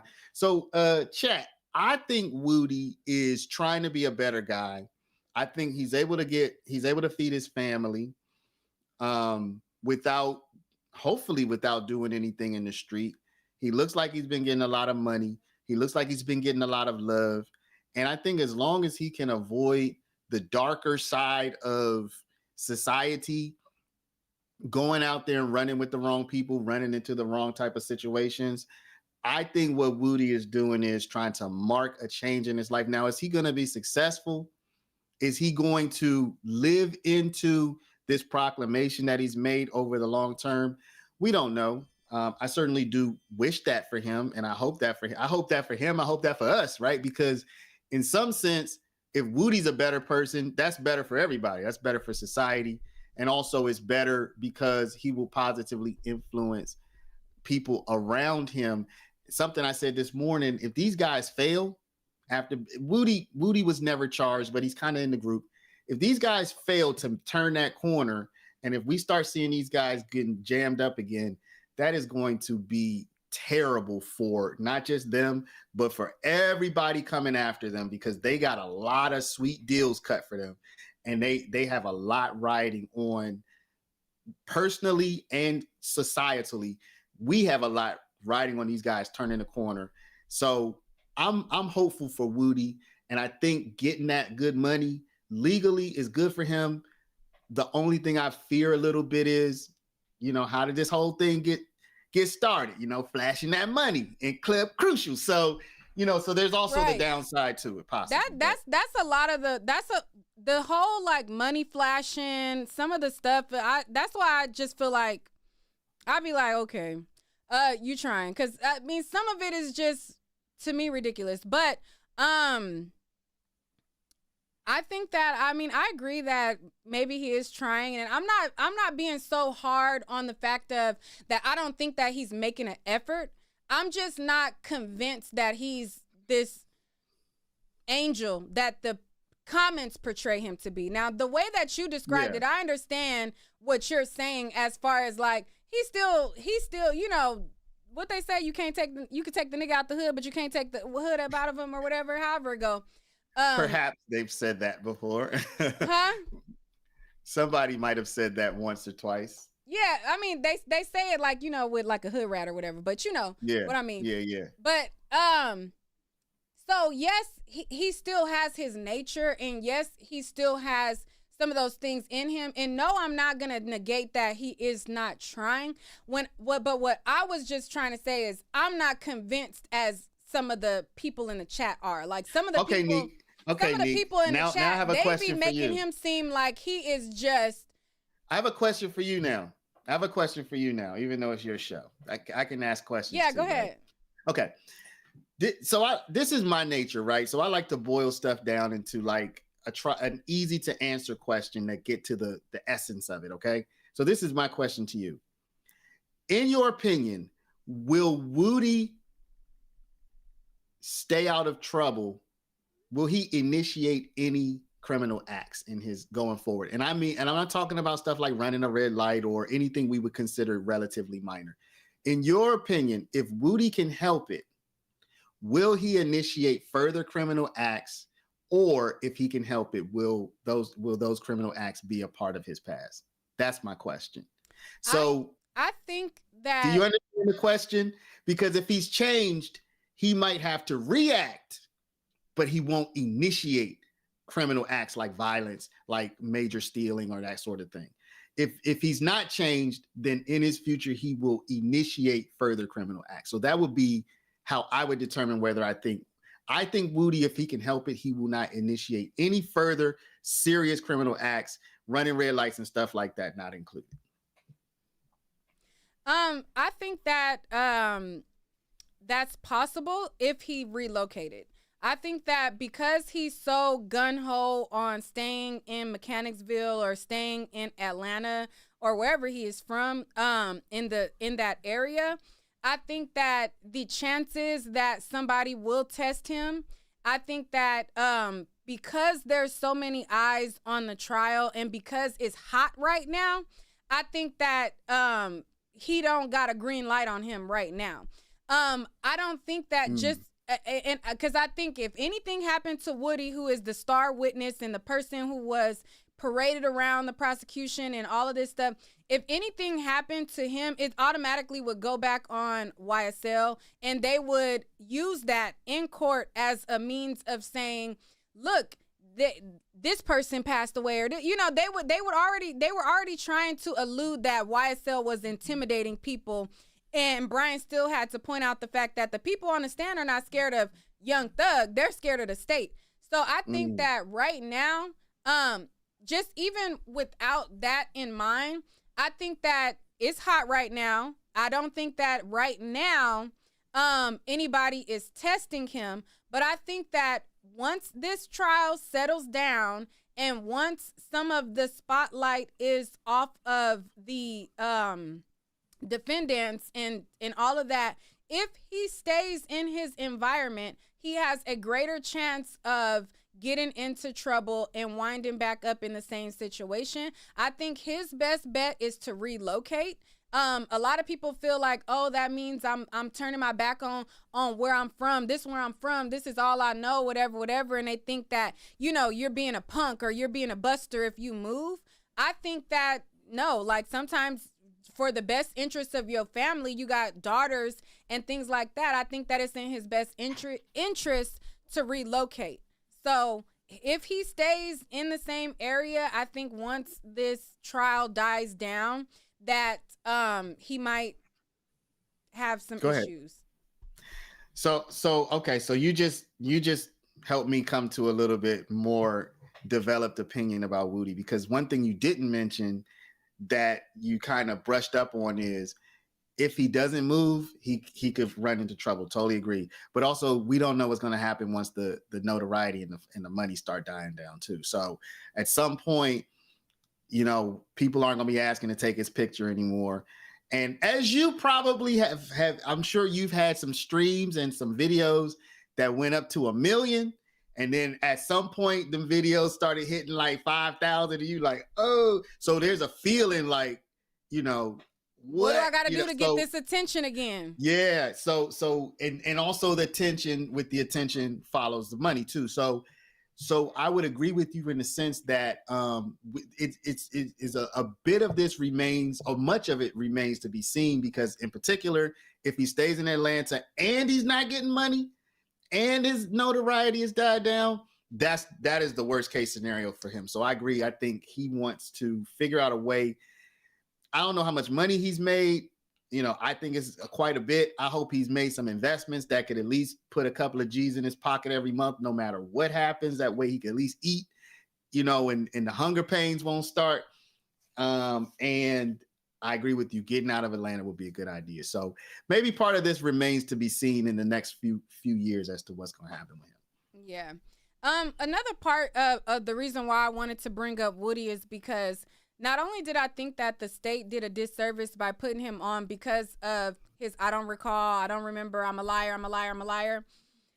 I think that they did a disservice because it made them also look like they would be shady. You know what I mean? Like, why did you guys give him this free out of this indictment, but you're showing me Young Thug's involvement, and Young Thug didn't do all of the things that Woody said that he did, but Woody is off the indictment and he's on the indictment. So I think that also parading Woody in front of them, not having him a part of the indictment, even a person who pled out, he didn't have no plea, nothing.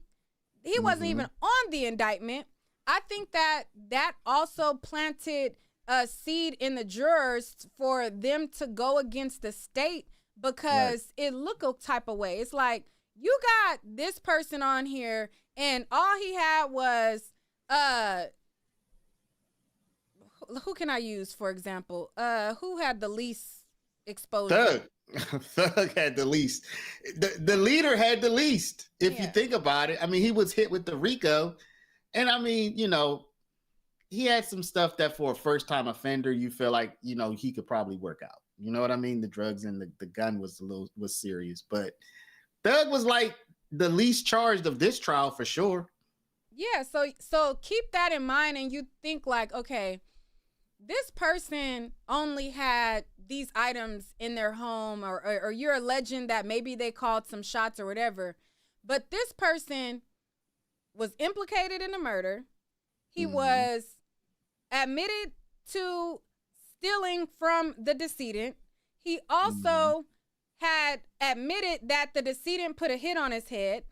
The decedent also was at a studio that was shot up at the hands of him, and the Brian Steele, I don't think that he admitted to shooting, but it's like, you got people who are accused of less on this indictment, but you want us to take this guy's word for it. I just think that they did a disservice altogether in putting Woody. Well, then on top of everything you just said, then they still locked him up. So it's like, this is your guy. It's like y'all just want to lock everybody up. Your guy who you didn't charge with this crime, who has told you he's a liar, so on and so forth. You put him up in front of the jury, and then you lock him up too, and then you bring him into court in jail clothes, and now he's talking about how y'all went. So the state just didn't have any friends. They didn't have any credibility. They didn't have anybody who played ball with them. None of the guys played ball with the state. And definitely from Woody forward, none of them played ball with the state. And they all took a moment to criticize the state in front of the jury.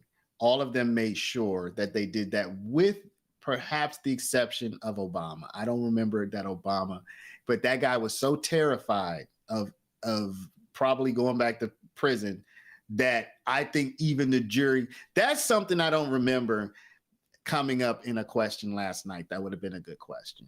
Could y'all tell, did you get a sense that Antonio Sumlin was just absolutely terrified on the stand? And if so, how did y'all interpret that? That would have been a good question last night. Yeah, I think that would have been a phenomenal question. I felt like he was scared of being labeled a snitch, but that was my interpretation. But it would have been interesting to see what their interpretation of his shakiness, of his, because Moontunk resonated a lot with them, according to 225. She said that Moontunk resonated a lot with them. But to me, Sumlin was the one who verified that Young Thug was King Slime. He verified that he was the person who grew up in the home that was called the Web. He verified that they got slime names. What's his slime name? I mean, what's his name? He also is a person who, like, yeah, it's like, you know, the juror said, oh, well, we thought that Young Thug was looking out for his homies or whatever. And it's like, okay, maybe he was. But even Sumlin was like, oh, we was getting shot at the gas station when we was selling our drugs. So he got us a place so that we could sell our, you know what I mean? But then he tried to clean it up. Sumlin was bad. I mean, for the defense. Yeah. Sumlin, because you know what always sticks out with me in Sumlin in my mind is he's one of the original YSL members, but he has no connection to the music industry. He doesn't rap. He doesn't produce. He's not an executive. So that whole idea that YSL is, see, people will say YSL is a gang. People will say, no, it's a record label. Hold up. It could be both. Okay. It could be a record label and a gang can have the same name, can have the same logo, can have the same people. So let's not do it either or here. And the idea that Sumlin is not involved in the music industry, but he is a part of YSL. So we have to start asking, well, what part of record label, what does he do with the record label?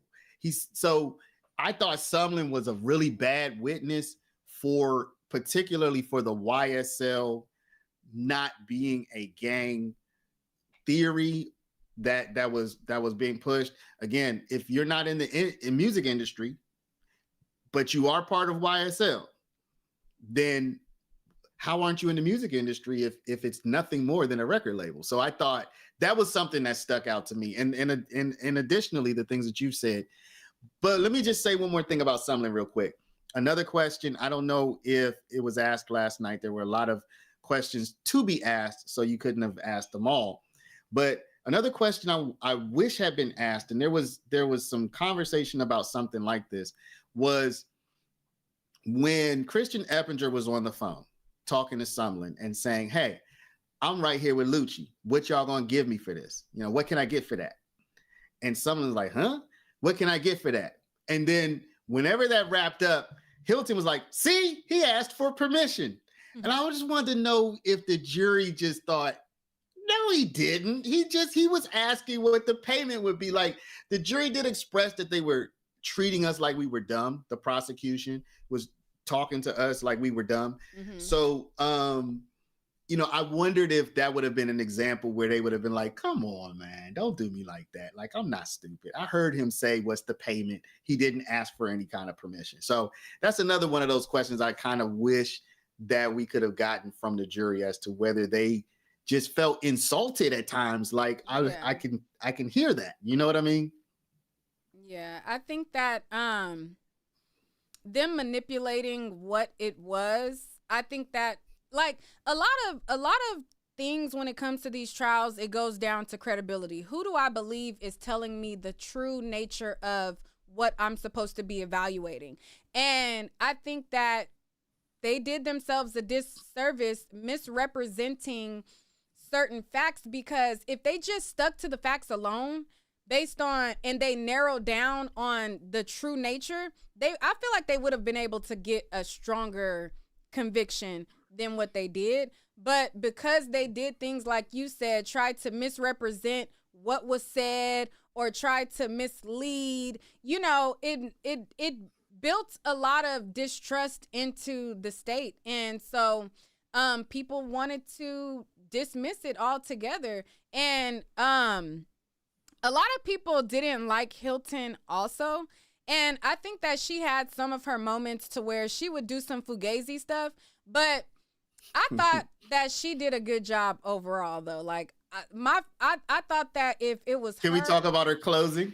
Can we talk about her closing statement? Yeah, we could talk about her closing. Okay, so what was your opinion of her closing statement? When you said she did a good job overall, that would have been their very last impression of her. What is your very last impression of her? What was her closing statement? How do you rate it? All right, so it's a little nuanced, because the first hour of her closing, I felt like wasn't great. I thought that Doug Weinstein did such a phenomenal job in his closing argument. He did an amazing job advocating for his client, and he was able to pull you in emotionally that you held on to every single word that he said. And so in part of Doug Weinstein closing, he said rap is the only genre that is targeted. You don't get all of these other genres of music targeted. They're only targeting rap or whatever. When he was saying those things, I was paying attention to every word. I was honed in on everything that he said. So immediately when she got on and she started talking, she immediately twisted his words, misrepresented what he said, and said, we're not targeting blacks. We black ourselves. I was like, girl, that is not what he said. You know damn well. But that's what they have been doing the whole trial. That's what we just talked about, twisting the words and twisting the meaning. Yeah, so when she first started out with that, like, I'm a black, y'all black, we all black. Like, I was like, that's not what he said. So her first part of it annoyed me. And I was just like, girl, come on now. Just close with the facts. Now, once she got to the facts and she was connecting the dots and she was talking about how, and she showed the timeline. I thought the timeline exhibit of when there was a situation that happened with YSL, then there was a situation that happened with YFN, and she put her timeline together. I thought that was good. Now, when she put that money, or who put the money sign? Was it Atkins that put the money? And it had to have been Atkins, because Doug commented. Yeah, because Doug did. Okay, so she didn't put the money, so never mind. That was. Yeah. I thought the money thing was crazy, because I agree with Doug. That shit ain't gonna spin nowhere. But back to Hilton. So the first hour, she was trying to like code switch or whatever, and she was trying to, I'm black, you black. We ain't just all these people is black. We're not singling out black people. I thought that was where she basically misstepped in her closing and like really bringing them in, because I think she had a strong closing. I think she did well in the latter part of her closing. when she was kind of trying to like connect the dots. But I think when you start off with misleading information or trying to like switch, you know, it starts to fall on deaf ears. But you kind of looked away and you kind of side-eyed that. So what was your thoughts? Let me say this. First, I'm gonna say my impression. Her. Oh wait, and before I'm gonna pause you. Somebody in the chat said I like Atkins. Atkins was my favorite throughout the trial. However, his closing was a snooze fest. But anyways, go ahead, paralegal. My bad. So about Hilton, I want to start off saying that it was emotional, and being there, it could have been maybe more impactful than being at home. Okay, so I want to start off saying that. But my lasting memory of Hilton was this. She started off one way. The feed cut, I don't know if you remember, but like halfway through her closing, the feed cut, it even went to like the rainbow colors. And we just said, let's just wait. And when we came back, she was dead. She was breakdancing. Like I'm like, no joke. Breakdancing? Okay, let me tell you why I say this. Because I have to edit it, right? So I put it into my editor and I can slide around so I can do like super fast motion. You know what I mean? Because I'm trying to look for a certain moment. She looked like she was breakdancing. Like she was all over the place. She was doing all this stuff. And I was like, whoa. So like that second half, she was moving around. She was pointing. She was here. She was there. She looked like she was like pop locking and sliding. I was like, yo, she seemed like she lost it. Like she seemed like it was like, I know I'm being animated, but for real, she seemed like something like the spirit got in her, like at church or something, and she was just going for it. I respect it. Because it was all on the line, and she needed to pull the freaking rabbit out of the hat. She had to do something. She did whatever she had. She gave what she had inside of her. I don't think it worked. So I respect it for the effort. A for effort. I don't think it worked though. But A for effort. I'm not saying this I'm not. Here in the DC area, we say joning, or they used to say joning. You know, like I'm not snapping on you, joning on you, I'm not trying to insult you. Yeah, you ain't clowning her. I get clowning. I'm not trying to clown her. I am kind of, but I give her an A for effort. I think she knew she had to pull the rabbit out of the hat, and she tried. Didn't work. Oop, you over there? What you making? Hi, last time I was on here, I was cooking too. This is always the time that I'll be right back. I'm gonna check on something now that you got somebody else to talk to. I'll be right back. Wait, I was saying that his camera, he has like, I don't know if anybody else sees this, but I see two cameras of Paralegal Institute. Oh no, only you see that. Okay, all right. Paralegal, finish your thought before you go. Well, so, how you doing? Is it Terrell? Yeah, how you doing, man? Nice to meet you. Nice to meet you. So, I don't think it landed. But I do agree with you, Neek, in one important way. I was more nervous for the Donovan Thomas, for just somebody catching the Donovan Thomas charge, or somebody getting convicted of Donovan Thomas. I was more nervous after. I was even more nervous for drinks, honestly. I felt like she might have moved the needle on one of those two murders. So while I wasn't convinced, I could see how somebody in her presence. Turn your music off if you have music on. They say you got music playing. I can't hear it though. Who, me? Yeah. All right, I'll mute it. Go ahead, finish, paralegal. So I could just envision that somebody in her presence. Plus, I also heard about the crying after. So I'm like, did the jury see that? So though I wasn't personally moved, I did feel like she gave all she had. And I thought maybe somebody there in her presence might have been moved. Now, at the end of the day, we see that they weren't.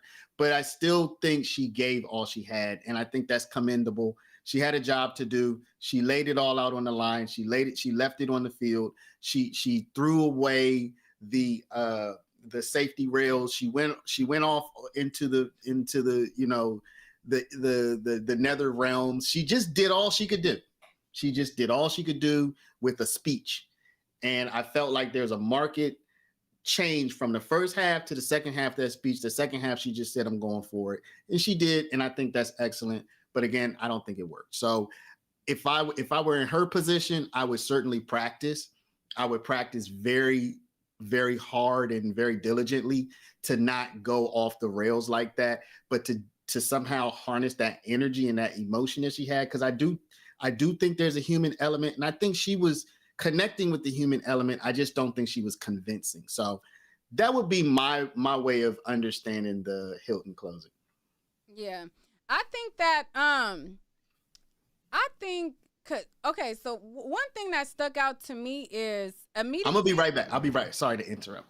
I got something on the stove. I'll be right back. Okay. I wanted to pop politic with you about that, but one thing that stuck out to me was the fact that the jurors, when they were immediately out the gate, she made a comment about her shirt being Boys in the Hood, and she said that she was making a statement. I don't think that everything that Hilton said necessarily fell on deaf ears. I think that because of the way that they handled it, they wanted to send a message to them that they need to tighten up if they want to get a conviction. And I think that the juror conveyed that by saying, I'm making a statement wearing this shirt or whatever. Like, this is my statement. I feel like all of it was a statement, because I just don't think that Shannon would have gotten that grace had there been better likable characters on the state side. But Terrell, what is your thoughts about it? Well, I saw the jurors interview on I'm Not a Lawyer, and I was shocked by how. Can you turn the music off? Yeah, I'm going in the room. That's my daughter in the living room watching TV. My bad. Can you still hear it? No, go ahead. So I was just shocked by how much the jurors were in line with my thought process throughout the whole trial. Mm-hmm. Like it was crazy, but yeah, I think the outcome was good for both of them. You know what I'm saying? Like, I feel like I thought they were going to at least get a gang charge and definitely the gun charge for Steelwell. And then Yak, I thought he was going to get off on everything because they didn't really have any evidence on Yak at all, really. Yeah, I always thought that it was going to be not guilty on all for Yak. I was like, maybe possibly they could think, because they did prove that there was a gang war. But I'm like, me as a juror, I wouldn't have felt comfortable giving Yak any charges for anything. I just wouldn't have felt comfortable doing that. But as it pertains to Shannon, I was like, child. Yeah, Shannon, I thought was going to be, I thought they were going to smoke his boots, for real. He, God was definitely on his side. You know what I'm saying? But me personally, though, I don't know. This is an unpopular opinion. I think that they definitely had something to do with both murders, but I feel like the state didn't prove it, though. You know what I'm saying? And that's my opinion, which I'm sure is unpopular, but I feel like, yeah, and it may have happened when they were younger or, dumbing in the streets or whatever the case may be. But I just feel like the state didn't provide enough evidence to convict them. They probably could have did a way better job, like you said, shortening everything up, giving them pieces that they could digest rather than just drawing the thing out for months and months on end. And that's what the jurors conveyed too. They're like, they lost us. At one point, they lost us just because of the length of the trial and how long and drawn out the state was. But then when the defense got up, they were hitting points. They were, you know what I'm saying? The only one that they said was drawn out on the defense side was Steele. And they said they still even like Steele, but they thought that his arguments were just took forever for him to land the plane. I just feel like you, it's mighty coincidental that y'all don't got nothing to do with these murders, but y'all just so happen to be at the scene of every time these people get unalive. Come on now. Exactly. Can I say something about that real quick? But I agree with the chat feeling like, okay, well, you could be there, but you can't pin it on me if you don't know that I really for sure was the one who did it. So, I see both sides. They didn't provide the evidence. When people are acting like they had nothing to do with that. They just happened to be at the gas station. I literally see comments like that where they're like, they just happened to be at the gas station. I'm like, really? Really? But go ahead, paralegal. Yeah, so I wanted to agree with, is it Terrell? I just want to make sure I'm pronouncing your name right, but Yep, that's okay. Terrell. So I wanted to agree with him. come on now. I don't want to insult anybody, but you have to be out to space to think that this happened. Drinks pulls out. His ops see him.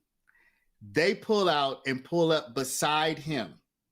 They pull off lollygagging, y'all. Just nothing happened. And then a whole nother set of ops, unrelated to YSL, just mysteriously pulls up and commits a crime, the exact same kind of crime that they were hoping to commit against him. Y'all, even if the fourth car did it, they were associated. So that doesn't mean that Shannon and them are murderers. They could have been another charge, could have been accessory, could have been whatever. But the idea that they were just like in the air about it, and it's just, just mysterious, like the world's biggest coincidence that two different sets of ops pulled up to this guy within 10 seconds of each other. Come on, y'all. That's what I'm saying. And impossible. Anytime I would say stuff like that in a law and crime chat, they would jump me. But it's like, you not gonna insult my intelligence that bad. Like, come on now. I know that y'all think that the state didn't prove what they needed to prove, and I agree that they did not effectively do the job that they needed to do. But to insult my intelligence to the point that now it's just a major coincidence that they just so happen to, I'm like, and y'all trying to say that there is no evidence. There was no evidence at all. I'm like. When people use the word evidence, they're using the word proof. When people use the word evidence to mean proof, and though there might not be a technical distinction, we can at least in our common language try to break that down into two different things. Proof means I can't deny it. Evidence means it supports a hypothesis or it supports a theory. So the evidence, everything we saw was evidence. So to say there's no evidence means we didn't see anything. The videos are evidence. They're not proof, but they're evidence, okay? So there's plenty of evidence, but there is no proof. And that's why they were not convicted. The jurors did not feel that the evidence amounted to proof, so they voted not guilty. But again, the idea, so people are asserting this. Shamel Drinks went online and clowned two people who had just been killed, who were best friends or very good friends with Shannon and the YSL guys. So Shamel Drinks goes online 3 days earlier and clowns people who were just killed, who were on the YSL side. He does this. Few days later, the YSL guys, potentially knowing that Shamel Drinks did this, having seen it, presumably, this is the state's case, they would have seen it. They might not, so people like they didn't know him. Okay, there were 5 YSL guys there. All of them didn't need to know him. Just one of the 5 needed to have seen him before and checked it. Oh, was that? Hold on, oh yeah, there you go, right there on the phone. So they don't need to all know him. And they got lucky that these niggas don't bathe or change their clothes, so they was able to identify him from his shoes. So if you're of the theory that Shannon and them didn't even know who did it, then you're also of the theory that this guy had two independent sets of murderous ops beside him at the light. 2 independent, not just 2 sets of ops, 2 sets of ops that don't even know each other or have anything to do with each other, and they're beside him at the same light within 20 seconds of each other. Like, possible? Is it possible? Yes, but anything's possible, y'all. We have to be reasonable. So while I do have a reasonable doubt if Shannon pulled the trigger, I have a reasonable doubt if that bullet even came out of Shannon's car. But I don't have a reasonable doubt that Shannon knows who killed that guy. I mean, if I had to bet $1 million, I'm putting it on Shannon knows who did it, period, without even thinking about it. I'm putting it on Shannon actually did it. So I'm not willing to go there with it, and this is not just being politically correct. Because Neek, so basically, if you say that, then you think he should have been convicted. The car, the brake light, the Emmy, but there is evidence that people die and they have unresponsive responses to their body. Like, the thing is this: in order to send him to prison, my doubt, I would have to say that it's not reasonable. It's unreasonable for me to think somebody in the fourth car did it. In other words, somebody says somebody in that fourth car might have done that. And I would have to say that's not even reasonable to think. I didn't get there. I might say, I don't see it that way, but I can see how you see it. If I could tell somebody, I can see how you say that, that's a reasonable doubt to me. And then I'll have to say not guilty. So I think there's at least enough to say I can see how somebody thinks that and in fact, people were not even just saying, I think that the fourth car did it. The fourth car being the fifth car being the one that did the U-turn. So the fourth car being Drinks, Shannon, Quay, and then the fourth car that pulls up. Most people saying they know, not most, but a lot of people saying they know the fourth car did it. So, so in your mind, Neek, those people, that opinion of those people is unreasonable. No. I think because if you say it's reasonable, then you'd have to say not guilty. That's the point. I don't think that is unreasonable. Like that I don't think that they're drawing the conclusion out of nowhere. Obviously, the car makes the U-turn at the time that the other car comes, around. But in my mind, what got me was when they broke it down in seconds. It was only 20 seconds. So I could be driving up and I could be like, are those gunshots? No, I think that's gunshots. And turn around by the time the fourth car makes it there.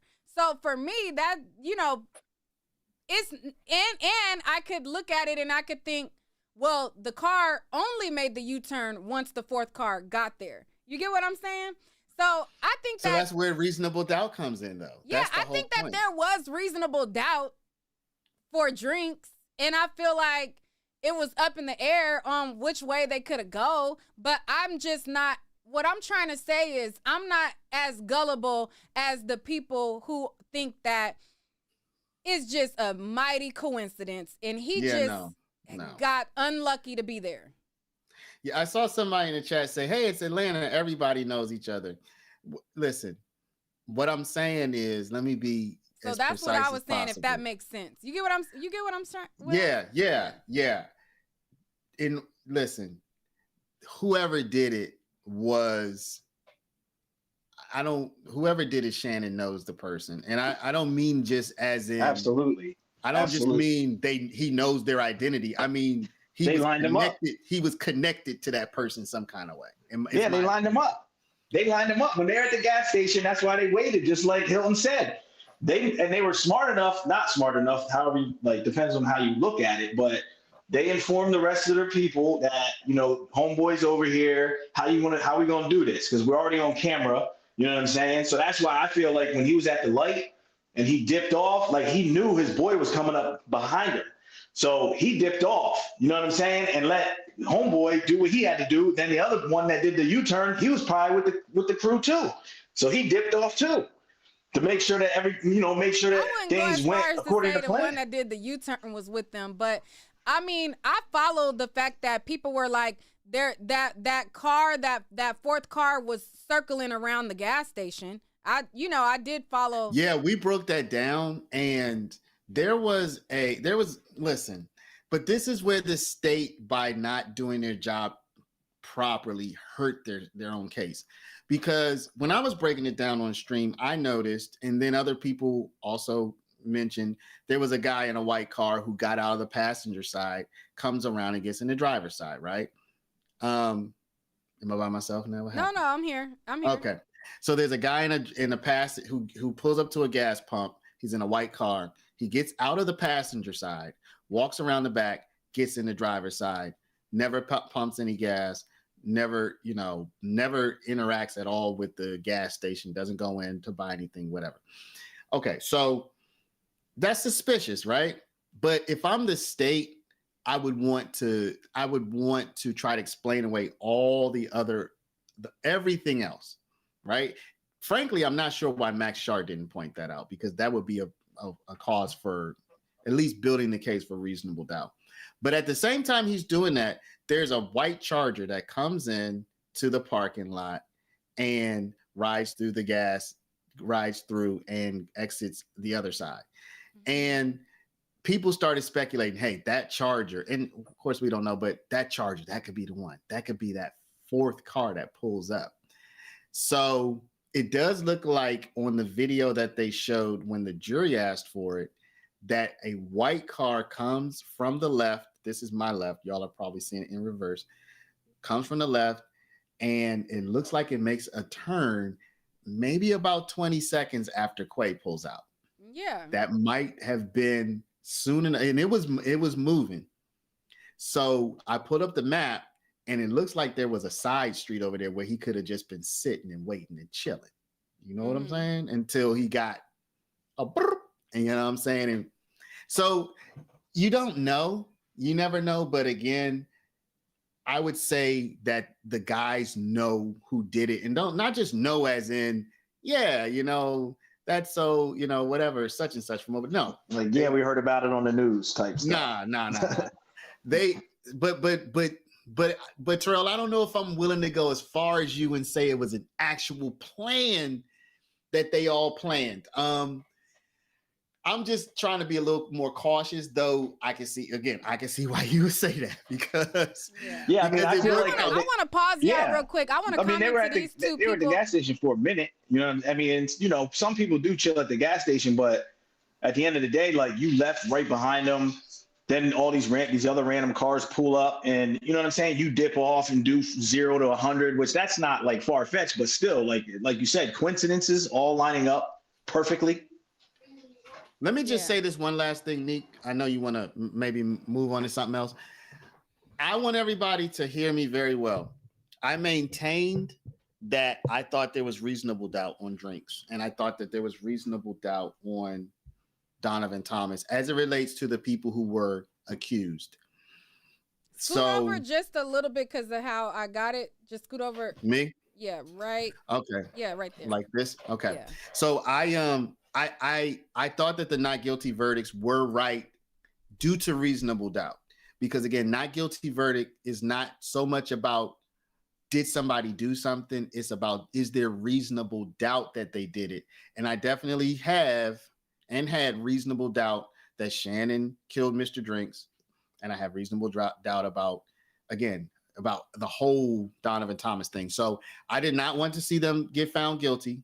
So anybody who thinks that that's the case, I live stream every day, and I've made my opinion very clear throughout this, the whole time. In fact, when I first saw the Drinks video, I was convinced there was no reasonable doubt. I was like, don't see any reasonable doubt there. And then as I watched people break it down, I noticed, like the juror said, that fourth car that they didn't mention, I didn't even see it when I first watched the video. I didn't even notice that another car pulled up. I noticed the 3 cars, and then I noticed the U-turn car, but I didn't notice that car that came up. So I thought there was no reasonable doubt. Then when I'm on X, after they first showed it, when Detective Hogan walked us through it, I'm on X that afternoon or evening, and people are like, what about this car? And I'm like, oh, shoot. And so I go back and watch. I'm like, was that car even there? Did I just miss it? I missed it. So then next day, I'm like, okay, there's the reasonable doubt, so I'm wrong. So I didn't want anybody to be found guilty. I didn't have any vested interest in anything besides just hoping that justice would be served. And I did think that the third car was enough for reasonable doubt, even though I don't doubt. What I don't doubt is that they know each other. What I do doubt is that Shannon did the killing. That's my doubt. Right. And so what I want to pick up on, I want to comment to Tony Wiley. Tony Wiley says, how can you say that and you wasn't there? It's all speculation. Unless we see you in 4K like Eppinger actually shooting and you're on video, the whole thing is going to be speculation. That's what the jury is there to decide. Most evidence, a large amount of evidence is not, people are not convicted of a lot of crimes because I seen you do this on video. It's, is there reason to believe that you were in the area, you were in the location? Like, there's some people that all they got is them walking across the screen 30 minutes after the fact on a side street. And that's enough to infer that you were there and you committed this act, or just because your cell phone tower pings off of the closest, nearest incident. That's, people can infer. It's all speculation unless we actually see the crime committed on camera where we can see it. It's not a grainy video. It's going to be speculation. And we're basically just giving our theories on what we possibly could infer from the evidence. Of course, we don't know exactly what happened. That's why we're saying, I think, or this could be this, or this could be that. And we're bouncing ideas around. Nobody's definitively saying, I know for sure, 100% shadow of a doubt of facts. Nobody's saying that. We're just saying, based on what was presented, it just appears that this is where my mind is leading to. Not that anybody is 100%, because there's certain things that somebody could see that you don't see, and they could change your perspective. Now, like Paralegal says, there was parts where people on Twitter pointed out things and it changed his perspective. And going to the whole Twitter thing and what makes me think that the jury went off of a lot of what social media said is because when they were asking or saying certain things, I'm not big on too much coincidence. Like, yes, there is a chance that, they can draw some of similar conclusions. We can all be thinking the same things. Some of the stuff that they were saying as it pertains to the evidence, it, to me, was exact takes that I saw on Twitter. It was exact replicas of ideas that I seen on Twitter. And not to say that you can't get to that, but I think that Twitter was a big influence. And I think because Twitter played a major role, I think that there was the doubt too, because it took Twitter to even get Shart to mention it. Now, Doug Weinstein could back up Max Shart. Can I interrupt real quick? I'm sorry. It's your show, but I just want to point something out that's funny. You just gave circumstantial evidence about circumstantial evidence. You just said that we're talking about using circumstantial evidence to draw a conclusion. And you said, well, it seems to me that the jury is on Twitter because they're lining up. So that itself is circumstantial evidence that you're using. And I'm all for circumstantial evidence in certain cases. So I'm not saying there's anything wrong with it, but it's just funny to me how you're saying, well, obviously the jury has been on Twitter because look how this lines up. Evidence though, that's the chat. But I get what you're saying. No, I'm not against it. Look, yeah. I have this example I've been using in my chat, in my stream, real quick for anybody who's listen. If you have a dog and you have a hamburger and you leave your hamburger on the table, you go down to the store, you come back home, the hamburger's gone, and the wrapper is in the dog's bed where the dog likes to eat. It's circumstantial evidence that the dog ate the burger. You don't have a video of it. You didn't pump his gut to see if it, remnants of. We deal with that is the 95% of the evidence that we have in this world is circumstantial evidence about a lot of stuff. So, people get caught up on that, but we have to go on circumstantial evidence, or else most of what we know, we wouldn't know. So anyway, sorry for interrupting. And some circumstantial stuff is common sense. You know what I mean? Like, it's common sense if I leave my dog here and it's gone and it wasn't gone before.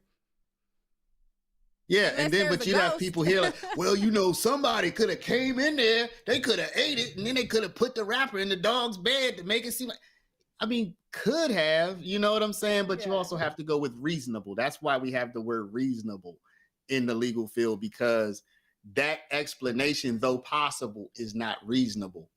So anyway. So just, about the drinks thing, just in a nutshell, I think that it could have went either way. He could have got a conviction and he could have got not guilty because of the doubt that was raised. But I believe that social media played a big part, because even Shart, he didn't raise those, because a lot of the stuff that they drived home the idea with multiple witnesses. when he first went up and he was interrogating the guy who introduced the FedEx thing, he never mentioned a lot of stuff. And Doug was like, well, Shark knows, you know, and people were like, no, make sure he pays attention to this. And then finally he mentions the FedEx video and certain things that social media was pointing out. I believe they got lucky with this by having an extra set of a whole bunch of other eyes. Yeah, another thing too that the jurors mentioned was the fact that it wasn't necessarily just what was shown as evidence, but what was left out. And they were like, they didn't understand why Hilton didn't point out that other car either. Like the first time when she was explaining it, she never mentioned it. And that made them pay attention to it even more once they saw it. They're thinking, well, why did she leave this out? Like on purpose. You know what I'm saying? So that was off-putting to them too. And I thought that was kind of strange because I thought the same thing when I first saw Hilton. And then when Max pointed out that car, I'm like, damn, like Hilton never even. And then the detective, he was like, yeah, the car that made the U-turn, it was kind of suspicious, but really didn't put much thought into it. And he was like, he didn't mention the other car either. He's like, yeah, there was only 3 cars: Drinks, Nichols, and Stilwell. What kept popping up in my head, they focused a lot on, or Hilton focused a lot on his speed after he left the scene. But I was wondering, why is nobody mentioning what his speed was the entire day? To make your point, like, you know what I mean? Like, why didn't anybody combat that and say, okay, his speed was 80 miles once he started driving, but his speed had been 80 miles anytime he got on the expressway or anytime, you know what I mean? Like, I kept wondering why Shark didn't point out what his speed was before.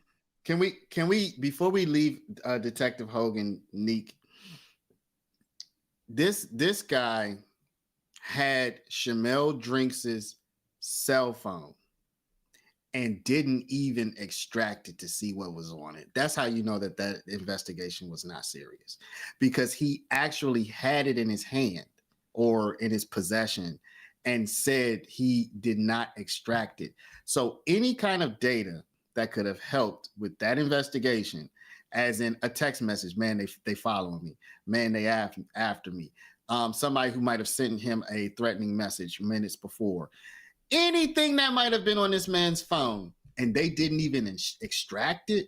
That's how you knew. Not to mention also the license plate reader. There was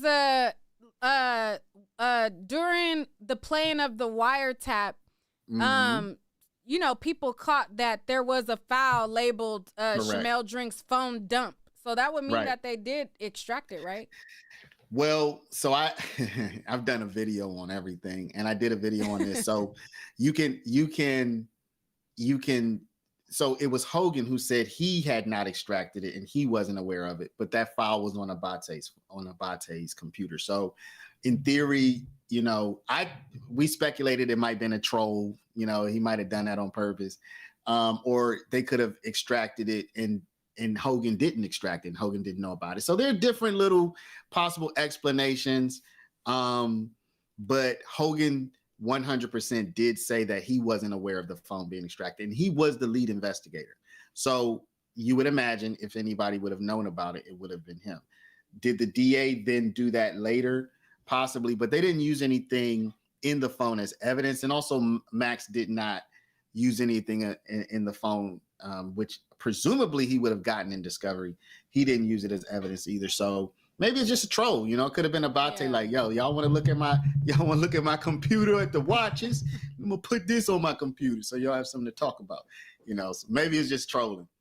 Yeah, I think that there was a lot of interesting, you know, nuggets that the jurors pointed out, but I like I said, I think that I'm Not a Lawyer, but did an amazing job interviewing the jurors. I think that the jurors did an amazing job of speaking about what they thought, what their perception was. I thought that they were relatable and everything like that. The only takeaway that kind of annoyed me was the audience perception that because those 3 people were in sync in thought, that was a blanket confirmation that everybody on the jury was going to go a particular type of way, when I'm like, they said the opposite of that. They said that they had their own little clique and other jurors had contention about things. Now, if somebody doesn't speak the natural language, it's easy for you to be like, no, this is what they said, just go with this. They got, you know what I mean? So it's like, you can't assume that just because these three were in sync, that it just was gonna go not guilty for everybody. I just don't agree with that. Yeah, because did you hear that juror that was on what was his name, Byron Allen, the one that, did you hear that interview yet? Dennis Byron? Yeah, I heard some of it. That woman, she had guilty in her head way before the deliberations, but she didn't get picked to deliberate. Had she been in that room, she said nobody would have been able to convince her that they weren't guilty. I would have seen that as a challenge. I would have seen that like, you let me get in the room there because I'll convince her. I did hear that though. I did hear that. That's scary. It's scary. It is. That is. It's scary.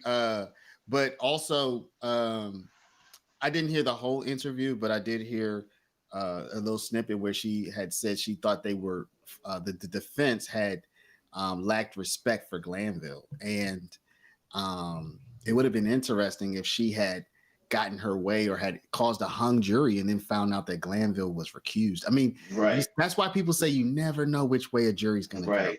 Right. Yeah, some of her takes was interesting because it's like you can see that you feel the defense was disrespecting Glanville, but you can't see how Glanville's talking to them like they're fucking children.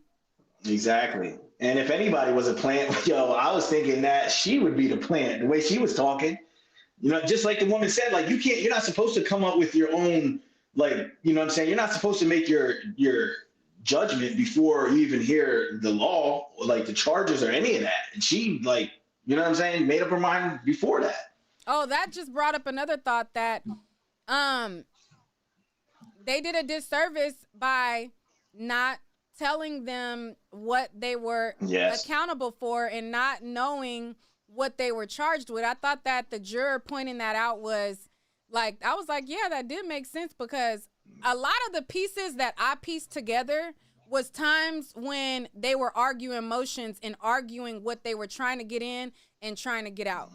So a lot of the dots that I connected was from things that was argued in outside of the jury's presence.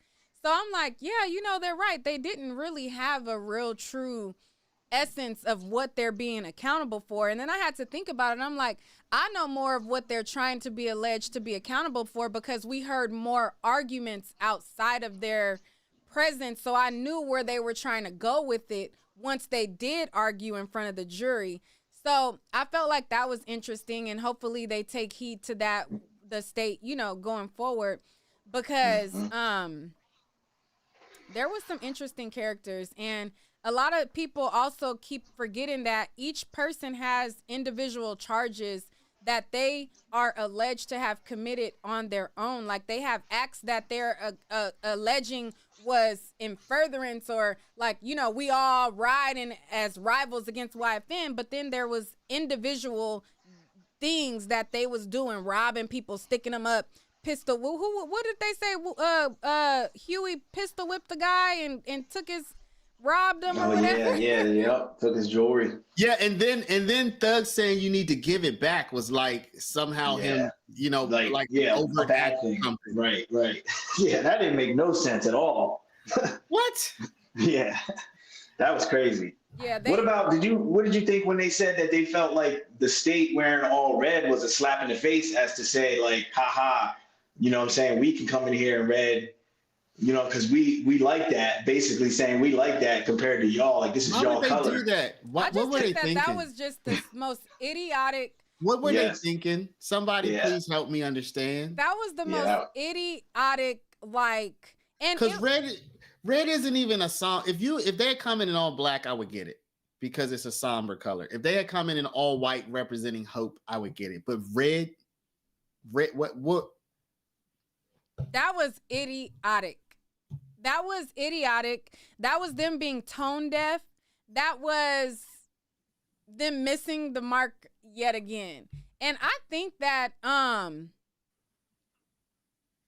it was no surprise to me that Love was a person that did not greet the jury when it was all said and done, because she's a sore loser. She's shown that she was a sore loser anytime she lost a motion, anytime the judge ruled in favor of the defense. She was a sore loser. She argued down until the judge got tired of hearing her and then, you know, gave her some type of compromise. She's a sore loser. So I wasn't shocked when the jury said that she didn't go into the interview. That's the only interview I really want would be with DA Love. You think I could pull it off? I haven't tried to get any interviews, but I would love to interview her. You think it's possible? What would you ask her? What would you say? What would you ask her? I would have to sit down and come up with a list of questions. But I would ask her about the all red.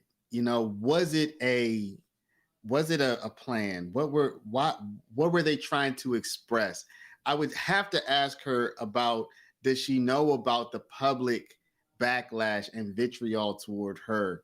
And how does that make her feel? And how did that affect how she did her job? Some of these questions she probably couldn't even answer, as she's still an active prosecutor. But yeah. I would ask her about the difference between working under Glanville and working under Whitaker.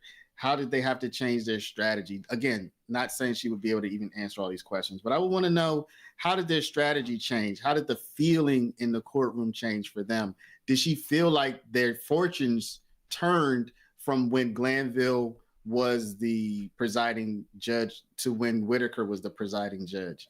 I would want to ask her about so many of the moments where we saw her facial expressions. When Hilton was doing her closing, we could see Love nodding along, like she was, again, it was almost like a church moment, you know, like Hilton had the Holy Ghost and Love was nodding her like, finally, you know, Daniel's son, you finally get it, you know. So I would want to ask her about just her emotion. I want to ask her about her emotional state as the trial went on, different days, different moments. And I also want to know about her background. I think people have said Love has never lost a case before. Well, I think she lost this case. I would say not guilty is a loss. So she lost as it relates to Yak, she lost. As it relates to the not guilty on Drinks and Donovan Thomas, she lost. So I want to know about somewhat about her upbringing, about her mom and dad, about her college days. Not too much, but just enough to get a sense. Are you always so evil? See, I think what Love lacks is, and this would be a question I couldn't ask, but some of these questions that I'm saying now would be to try to draw this out. I just think Love, first of all, does she have children?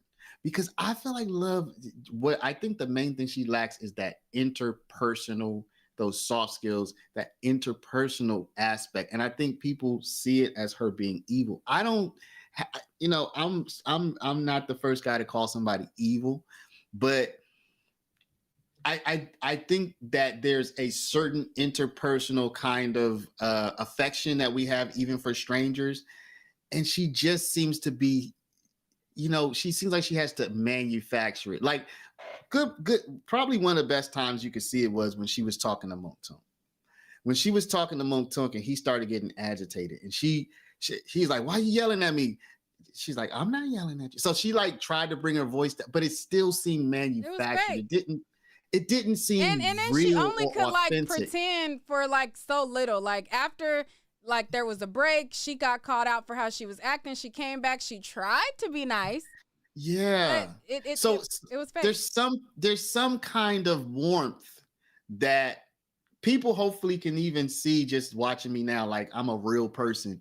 But there's something about Love that just that nucleus of human warmth that just, it doesn't seem to be there. And when she presses the button to try to turn it on, it comes off like, okay, now I can see you're trying to make it happen, but it's still not real. I think the jurors, they said that she came across like she took it way too personal.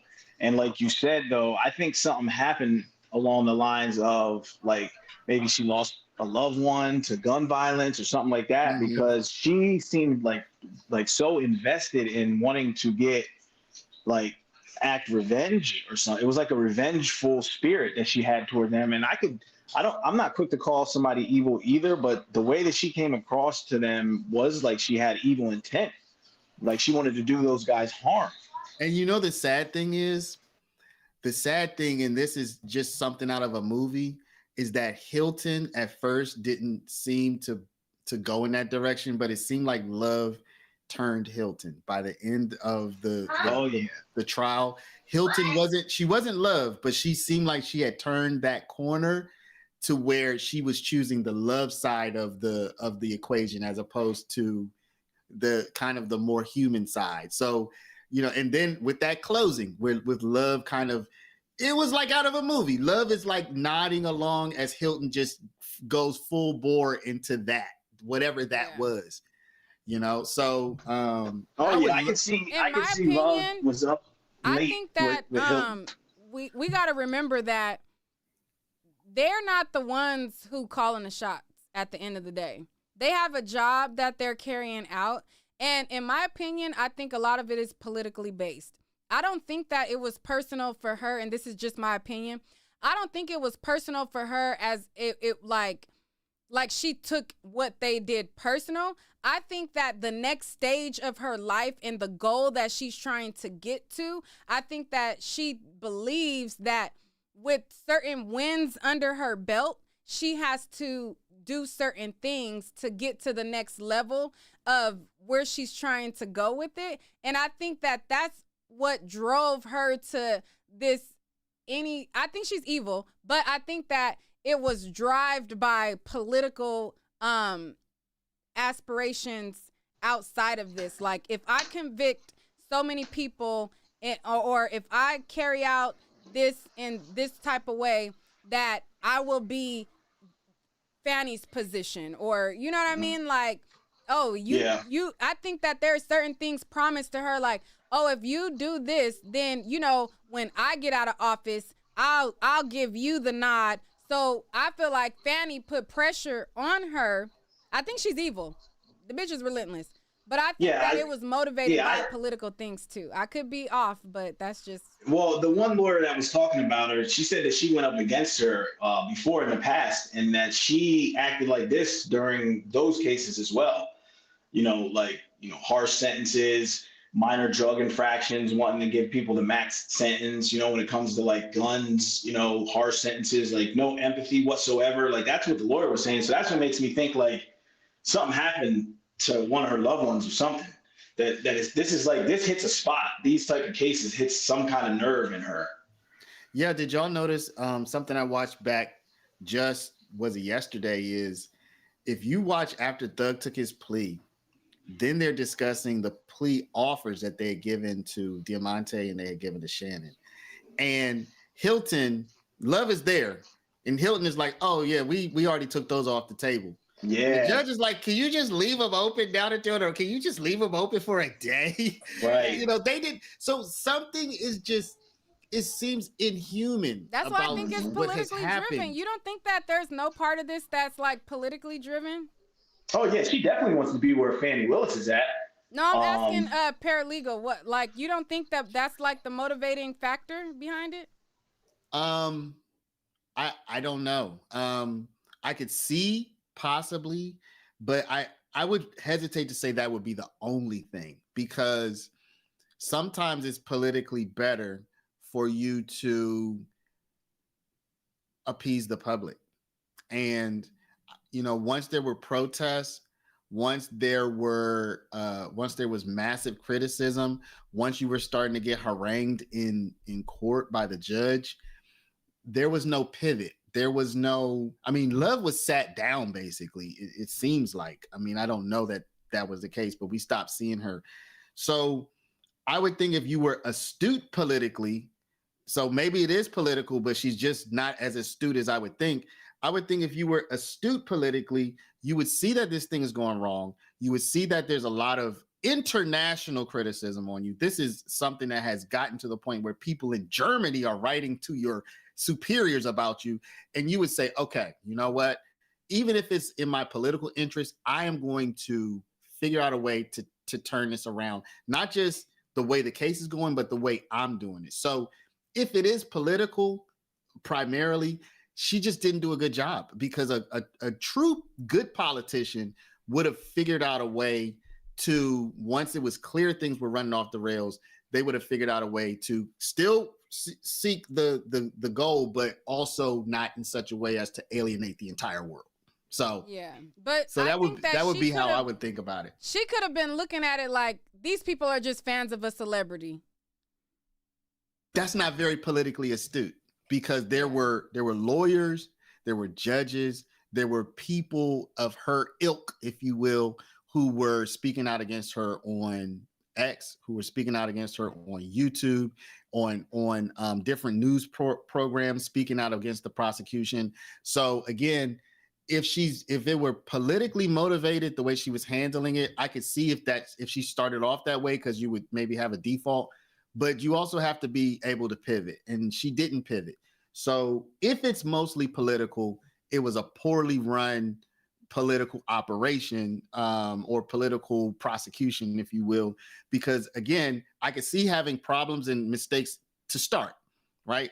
But this is going to be a year-long thing, and at no point did she pivot. And you have every single commentator that I heard comment about this, whether they're layperson, law school grad, lawyer, judge, they all criticized her and the way she handled this. Every last one of them. I didn't hear anyone compliment her ever.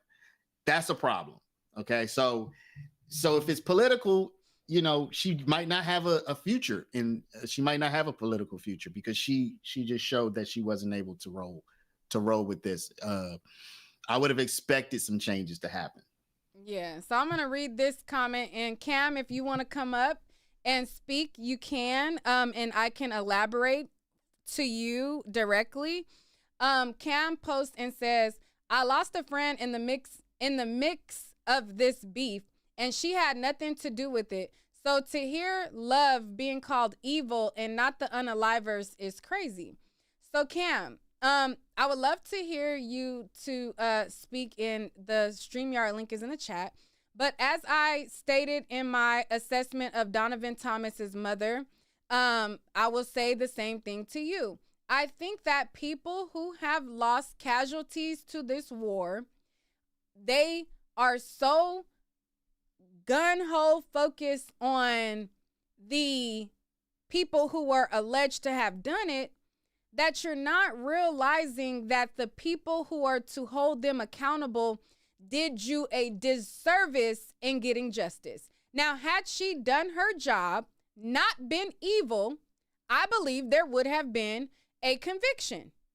Had she played by the book, played by the rules, used ethical behavior, and did her part as she was duty bound to do when she took her oath to be a prosecutor and to be a lawyer who was supposed to be bound by ethics, then this would have went a totally other way. But because people have loved ones who they lost in the midst of this war, they looked at her like their savior and their hope, when she did everybody a disservice in how she acted. I'm going to agree with that. I want to acknowledge Cam, and I'm definitely sorry. As much as I can say sorry, one of the stories that really just tore me up inside was when they were shooting at Shannon. They shot the driver of the car he was in, and she lost her life. And I'm a father of a daughter. In fact, one of my daughters just popped her head in here, and I was thinking, wow, imagine my daughter just giving her friend and her friend's boyfriend a ride, and this happens. It would be heartbreaking. So it's terrible. But I have to agree with Neek on her assessment. If you want justice, you need the right people seeking justice, and you need them to do it the right way, or else everybody loses. So while I did not use the word evil for love, I specifically said I don't like calling people evil. I will say that I think this prosecution wasn't done correctly. I don't know what it would have been the outcome if it had been done, done differently, but it could have been done much better. And so, Cam, my condolences for your loss. I don't know who the person was, but it's terrible. But again, if we're losing people, and then we have prosecutors who are not prosecuting right, though, first of all, those are two different things, right? And investigators who are not investigating properly. That's a whole nother beast, but go ahead, finish. And there's one other thing I want to say. There's one, and I went on a real long rant about this on my stream. We do not hold street people, regular, average, everyday people, and people who are in a position of authority. We don't hold them to the same standard. Maybe we should, but we don't. Okay. People in a position of authority have a higher standard in society, usually because they have more power over us and we put more trust in them. So I do not subscribe, generally speaking, to comparing a street guy to a prosecutor, because in society, they don't have the same role. They don't play by the same rules. And frankly, society has not given the street guy any authority over us. Society has given the prosecutor authority over us. And Neek, I don't know if you've played this for your audience, but I played it for my people yesterday. I think it was when I did this long rant. If you watch Kamala Harris and her with the strike of a pen, I can ruin your life as a prosecutor, you will see why we have to hold them to a higher standard. The street guy's going to do whatever he does. He might shoot one of us. He might rob one of us, but we didn't trust him not to. That's the difference. We did not trust him not to. But the prosecutor, we trusted him, we trusted her, we trust him, and we trust her to do the right thing. So that trust is why when they don't do the right thing, we have a stronger reaction. So I don't subscribe to comparing a young or old street guy to a politician, a police officer, a prosecutor, because society has given them two different roles, and the role of trust and responsibility and power is in the prosecutor, is in the police, is in the politician. So that's my mini rant on that kind of comparison. I don't subscribe to it. Yeah, Cam said that her friend was Tiara, who lost her life in the situation with Shannon. And it appears that you blame Shannon for that, so you want him to be held accountable in other aspects, because he wasn't on trial for the unaliving or the situation that happened with your friend. So I'm guessing that I'm going to ascertain that you are feeling like he's responsible for her death and that he should be held accountable in the other. Just, I hope that I wish that you could click the link so that I don't have to allude, but it is heartbreaking though. When I first heard about that, and every time I hear about it, again, I look at it as a father of a daughter. So, that's my perspective on it, to just think, man, if my daughter was just giving somebody a ride, you know what I'm saying? And it would, I can't imagine. So it's unbelievably tragic, unbelievably heartbreaking, but still the comparison between whoever did that and a prosecutor, though they're both people, though they're both humans, we have not given them the same position in society. So I don't think that usually comparing them and their actions against society's interests is not, to me, I don't like that comparison, even though whoever did that it was an unbelievably tragic thing to happen. Yeah, and they got caught, right? They're in jail, correct? I don't know. I think they said that the people who did that went to jail. I thought that came up in court, but nevertheless. I'm not sure about that one. Not sure about that one. Okay, let me see. Is there anything I know else? Somebody was arrested for it who didn't go to jail, but I'm not, not gonna go off into that. in them waters and them streets. That's not my waters or my streets, so I'm gonna stay away from that one. Yeah, I'm here in California. What else did I want to talk about? I feel like we went over a lot. What was something that stuck out to you that we haven't talked about yet? To me, let me think here. It seems like we've touched everything. I mean, we even talked about Kayla. One thing, I know you said something about Kayla, but I wanted to say something positive. Not so much about Kayla because I don't know Kayla, but I believe Kayla made Kayla represent me in a red light traffic ticket. But go ahead. Yeah, but you know, so Kayla's thirsty, bro. Kayla is thirsty. Okay. But I still got to tell you how I felt when I read. Y'all gonna hate this. Then y'all gonna just you gonna kick me off. I mean, I'm gonna get entertainment from it. So go ahead. You gonna kick me off the show. I believe it was Kayla who made this tweet yesterday, so I'm gonna just take it for what it is. She was saying, "I want a baby soon as you get next week," something like that. I thought that was great. I'm like, yo. I even said it. I was like, man, shoot. I would love for somebody to tell me that. You know what I'm saying? Like, yo, you need to put a baby in me next week. I'll be like, yes, I will do that. Let's do it. So I thought that was excellent. Now, y'all, it might have been a thirst tweet. It might be a clout change. I don't know. But I just want to say, I love when people form families. I love when people have kids. I'm for the families and I'm for the kids. So I wanted to say I thought that was excellent. I have noticed that Kayla's been here. Kayla's been there. Y'all, I've been here and I've been there too. So I'm not in any position to speak negatively about Kayla, with the exception of very minor things that, you know, are probably neither here nor there. So, well, I mean, she puts herself out there. So she you know, when you put yourself out there for the, you know, people to consume, then people are going to base, you know, opinions off of you. That's you right. know? And I feel like, and it's just an opinion. She might be a nice person at heart. And so I don't know her personally, but from what she portrays to me, in my opinion, is that she's thirsty and self-centered, and, you know, she just wants attention, and that's not a good look. If I had a criticism for Kayla, I would say, I think that when she first broke onto the scene, with all of this being Woody's lawyer and then ex-lawyer, I actually think she could have done a lot more with that moment she had, and I think, for whatever reason, it didn't materialize for her. So I thought Kayla could have, by now, I thought she could have been a Woody level star. I thought she could have been like way up there.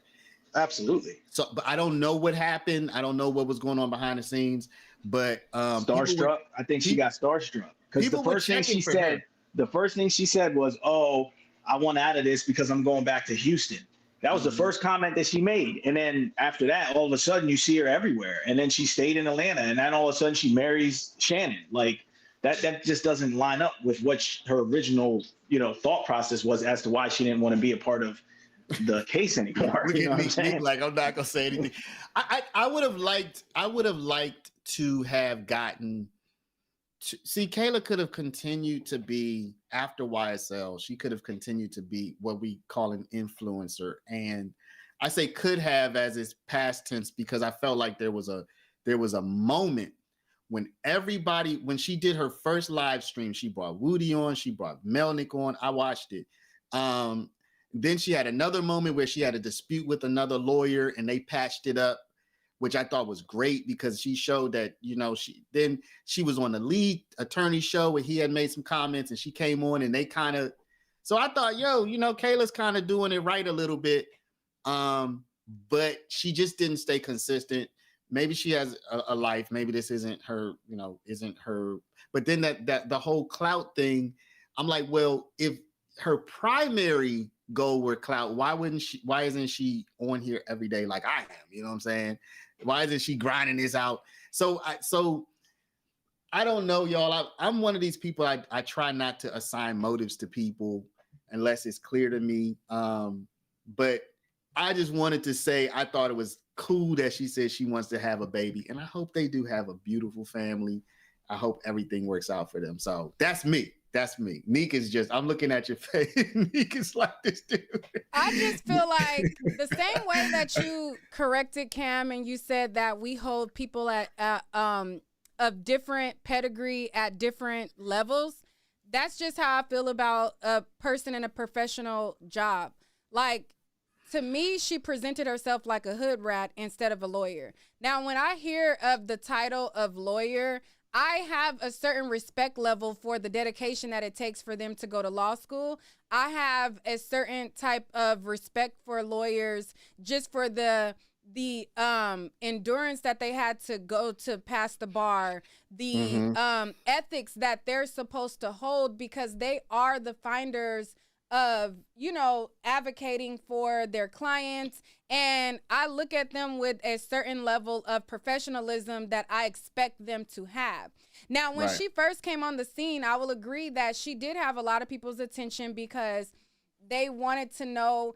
And I'm not going to take away from her the fact that people are interested in lawyers' take on stories.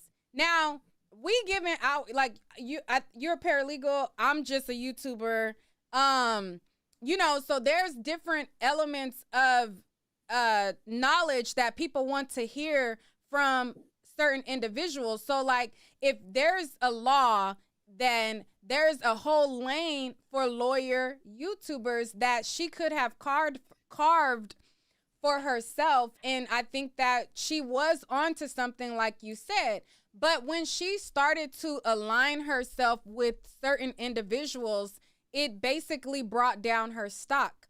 Now, I'm a YouTuber and I see my peers all the time. I don't mix and mingle with a lot of YouTubers just because certain sectors, you go around in certain sectors, you bring yourself down to those type of levels.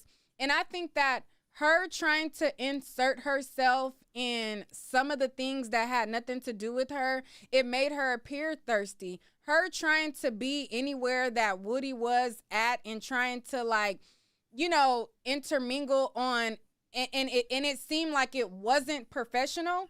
Then that's when people started to side-eye her. Like, when she represented herself as Woody's attorney and I was the attorney and I represented him, people had a respect for her. But then when she goes from Woody's attorney to Woody the homegirl to I was the hood bop, then you start to lose a certain level of respect for her. And I think that me personally, I just don't have respect for her as far as the idea that I have when it comes to an attorney and the prestige that I put on that title. When you do that title a disservice, I look at you a certain type of way. I look at attorney DA Love a certain particular type of way because the prestige that I have on how you should be operating yourself, you just are not operating within that. And then even down to when they posted on Twitter and they were like, she subbed in as his attorney,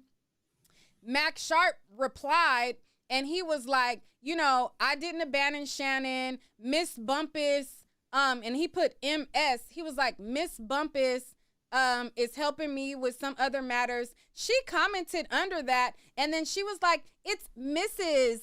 You know what I mean? And so for me, it's like, girl, if that's your man, you don't have to do all of that. I feel you.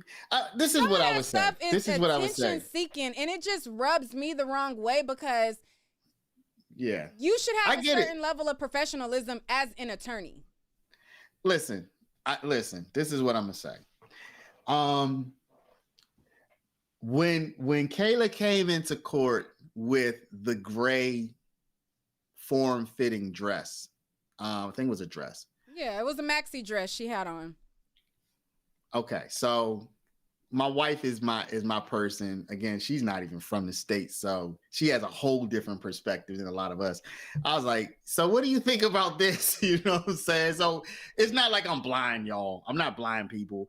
I know that she's on, you know, she has some bikini hot tub type of content out there on YouTube. Of course, I see all of that. It's just, I just personally, I wanted to focus on something that I thought was cool. I thought that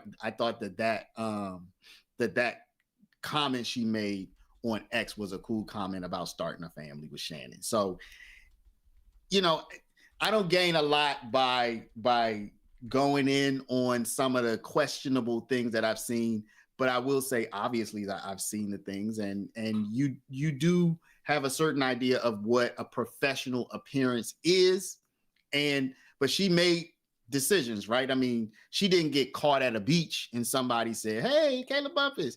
No, she wanted to put herself out there in her bikini, or in her bathing suit. So for whatever it is, for whatever it's worth, this is the type of image she wants to portray. And so that's really where I was going with what I said earlier, though, where I thought she broke onto the scene. She had a moment. She had an opportunity. She didn't make the decisions I would have expected, but hopefully at some point, somebody in an interview will be like, "Hey, can you talk to us about these decisions you made? It seems like you were going to go this way, but you went that way. Like, what's that all about?" It would be interesting to hear her explain it in her own words, because on some level, I agree with you. And I even said so myself. She just didn't take the route that I thought was clearly laid out for her to become a millionaire online, basically. I thought it was just, you know, you Woody's lawyer, you can come out. You know, one of the funny things is, one of the very first things she said on her first stream was... And she has a sweet personality. I'm not going to take that from her. Like, you know, her personality, like, she seems sweet, but it's like... Well, one of the first things she said was, and this made me want... She said, well, you know, I want to talk about more than just the YSL trial. Now, this was during the break when everybody was wondering about the ex parte meeting and the transcript, and is it complete?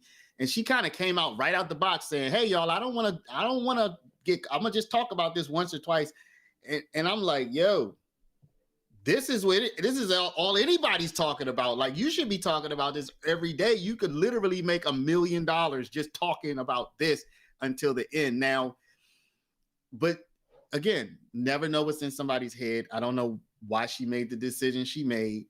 It would be interesting. That would be another maybe conversation I would be interested in. Yeah, you should interview her. Because people think that I'm hating on her and I don't like her and all this stuff. It's not, I'm not, it's not that I don't like her. I just don't like what she represents as far as how she went about things.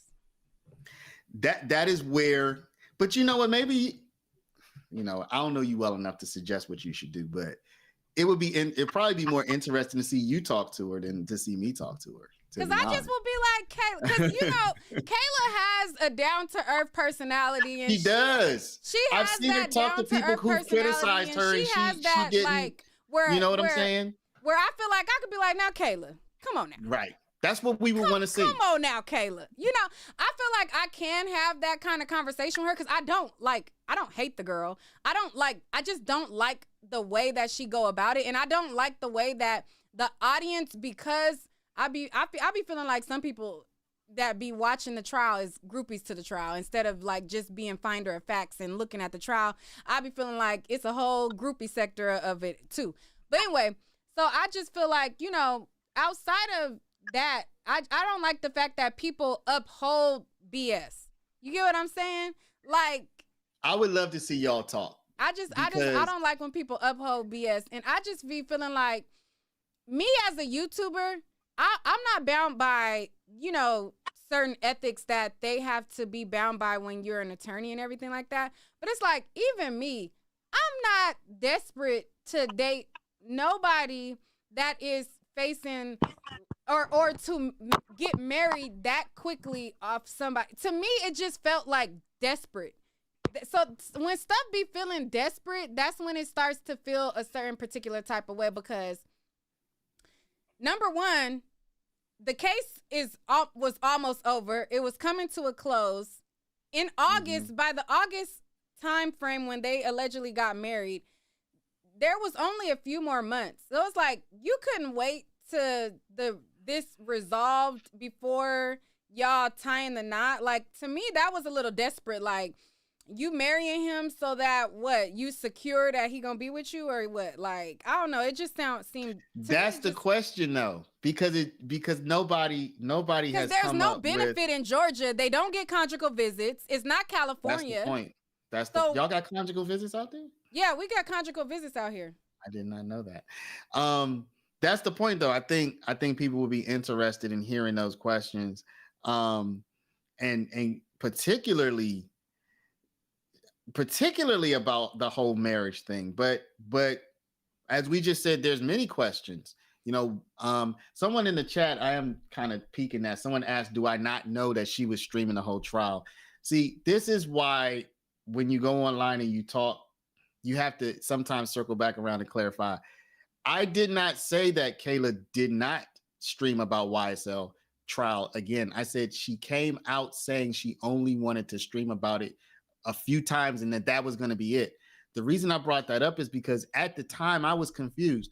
Why, if this is the biggest thing going and you are kind of a central figure in a sense, why are you putting it out there that you only want to stream or talk about it 2 or 3 times and that's it? Like, I didn't even get the anticipation that I'm not going to talk about this very much. Now, she did wind up talking about it over time, but I didn't get even the thought from day one, yeah, I'm going to just deal with this 2 or 3 times and then I'm done. Because again, I think that came from blowback of people saying she was clout chasing. So it's like, you know, but that was the first stream. That was the first stream when everybody wanted to hear what she had to say. She said that right off the break, that like, maybe the first or second stream. I could be wrong. It might have been the second stream, but she more or less just came right out from the break saying, yeah, I'm not gonna be talking to. Maybe it's one of those things where she was thinking about a criticism that might come up, right? So you know, well, maybe she could hear people saying, blah, blah, blah. So she just kind of put it out there proactively, maybe. But I think if she had come out like, yo, I am your source for all YSL related, blah, blah, blah, y'all come to me, she would be the biggest person in this whole thing right now. And I mean, I don't know if she realized, but like Shannon, whether he got found guilty or not, a lot of people was looking at him like he was like this thug gangster dude or whatever. Well, that's how I was looking at him. Like he was this thug or whatever. And so if you married to him, then that mean that he a buster. To me, that like you making your own nigga look stupid, because what dude that got real intentions and real love for you gonna condone you bopping around with Woody in the way that you are? That makes your dude look like he weak. More questions. That make your dude look like a buster. Like what dude who got, unless he using you, which I'm gonna say they love each other and they had this connection before the trial and they grew up together or whatever. If your man got genuine love for you, no, like, and maybe people could say, well, he put her up to it to try to finesse him and see what she could get and see if he could buy her a Birkin and try to finesse him. But even that, I'm your man. Like, some of the things that she do make him look weak. I thought she and Woody were you know, maybe going out. So when she was married to Shannon, I was like, huh? But again, that's more questions. Doesn't that make you look at Shannon a certain type of way? Like, if this your girl, why she out here? Yeah, but you also don't know what Shannon knows because he's in prison. I mean, he's going to have limited access to, he would have information, but he wouldn't have near the same kind of information we have. So, you know, you have to take that into account as well. I know they get info, you know, I can already hear the chat, but they have jail cell phone. Okay, they get something, but they don't have access to information like we do. So, but all of these questions, you would be the perfect person to ask her all of these questions. Maybe she's not, or maybe she just don't care, but I don't think that she's cognizant of how her moves look crazy. Because, and I think that she doesn't realize how crazy it looks is because it's so many YSL groupies boosting her ego and making her think that shit is cute. Yeah, I mean, that was another thing. There's a lot of guys who have a lot more opportunities after this trial than they had before. Juror 56 on my stream this morning, everybody like, oh, can you show Juror 56? Woody, even girls Shannon. saying that? Because girls, if girls are saying that, they're slow. Yak Gotti saying slow about who? Juror 56? Yes. Girls was asking about him. I'm not even going to entertain the thought process that I know that you have right now. Yes, there were women saying, please show Juror 56 to the other women. And I see where you're going, but Woody, Yak Gotti has his fan club. Kokomo got a fan club out there. So I even saw some people who were thirsting after Brian Steele when he was wearing the spider. Did you see the post on X where Brian Steele's wearing a spider, like sweatsuit, and he's sitting like in a car or something? And then you start getting these comments. I'm like, yo, all the dudes from the YSL trial, they, you know what I'm saying? So anyway, I thought that was funny. Cam, welcome to the show. Condolences to your friend.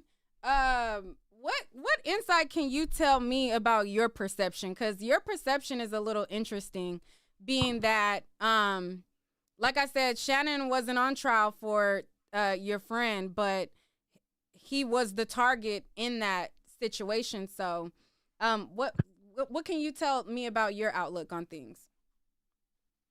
Hey, Nick. Well, I really just came up because I may have misspoke or spoke without any information because I didn't follow the trial. I actually found out that, she was involved because I was watching a YouTube video about the trial one day and her picture popped up. So I really don't know. I didn't know that Love was kind of doing a whole bunch of stuff in court.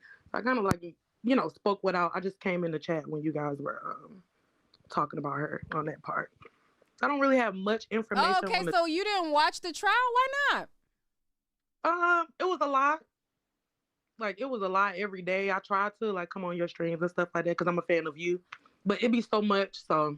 Oh, thank you for being a supporter. I appreciate it. Yes, ma'am. But that was all. I just came in on a time. So tell us a little bit about Tiara and your outlook on things. She was really sweet, and how she went out, helping somebody is how she is. I was in, I was abused as a kid. So at one point I ran away to a friend, and she was a family member. So she helped me even after I got into foster care. She would always check on me, make sure I was okay. She passed when I was a teenager. So I never even knew the whole beef back and forth with Lucci and Young Thug and stuff like that. I had no clue. But do you blame them? Is that where some of the reason why you misspoke about Love? Yeah. Because you're a killer. You're killing innocent people. Of course, I think you should be in jail. I don't think you're necessarily the best person in the world, but I didn't necessarily know the ins and outs of what Love was doing.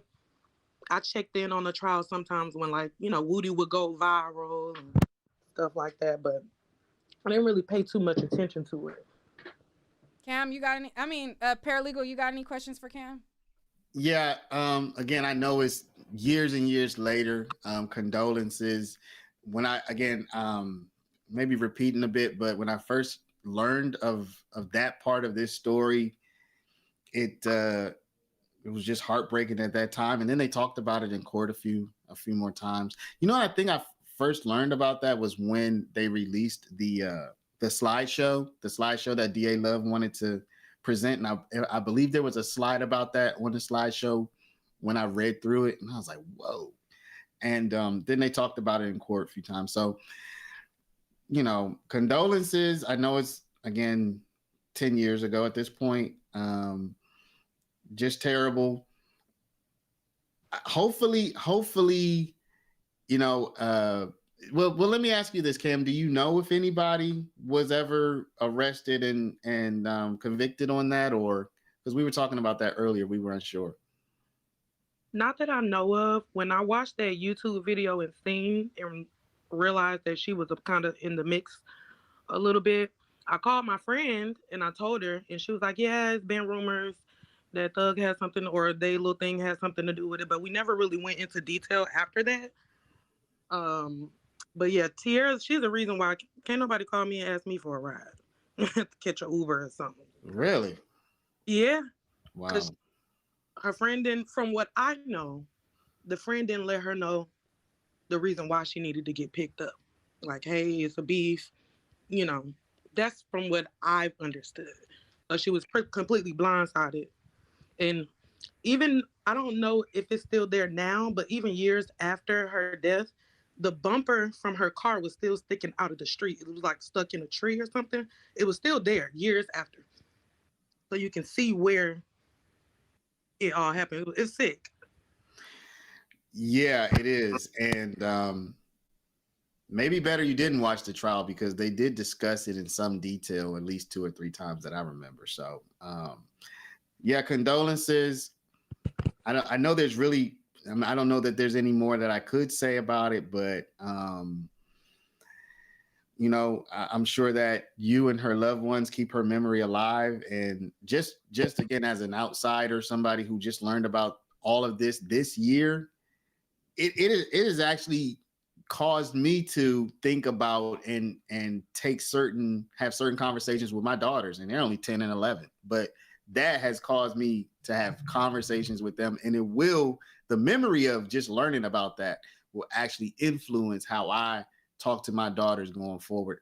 I don't know for sure it's going to be don't give anybody a ride, but just about being aware of their surroundings, etc. Yeah. Conversations I was going to have anyway, but now I kind of have I won't say a visual, but an example in my mind that I can base that conversation on. And so it's terrible, but hopefully in some cosmic sense, it will be for the greater good. And I know that, you know, that doesn't help to hear, but hopefully it is for the greater good at some point. Yeah, it is good to be aware because the complex that she picked them up from is not a good complex at all. I think they tore them down recently. So yeah, just be aware, ladies. You know, I know you friends, but don't be too friendly because people don't have your best interest at heart all the time. They'll try to have their best interest. Because from my understanding, the girl and the guy are still, the girl and the guy who she picked up are still alive, and she was the only one that passed. So.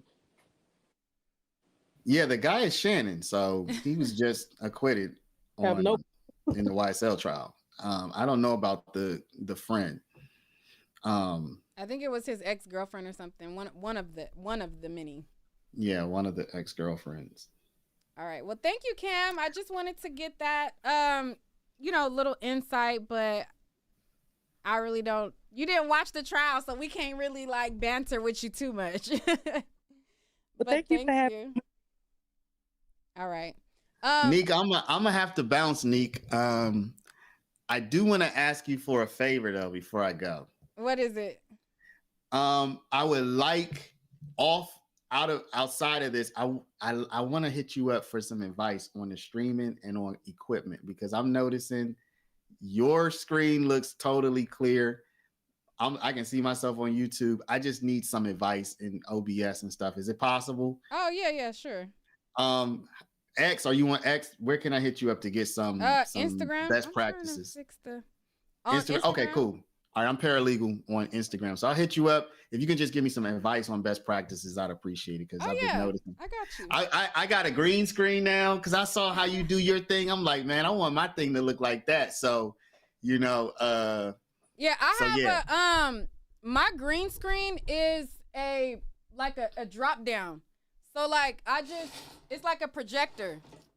Oh, that's sweet. So you're not using the green screen right now. No, you're actually in a decorated room too. Yeah, no. This is my actual background. Okay. Yeah, so I'm gonna hit you up. I'm just want to get some advice because I plan to continue streaming and I like your setup. So I appreciate that. Yeah. Well, thank you. Right, I was about to close out anyways, but I was getting her off so that we can like close and okay, let's do it. So in summary, any final thoughts? From me? Yeah.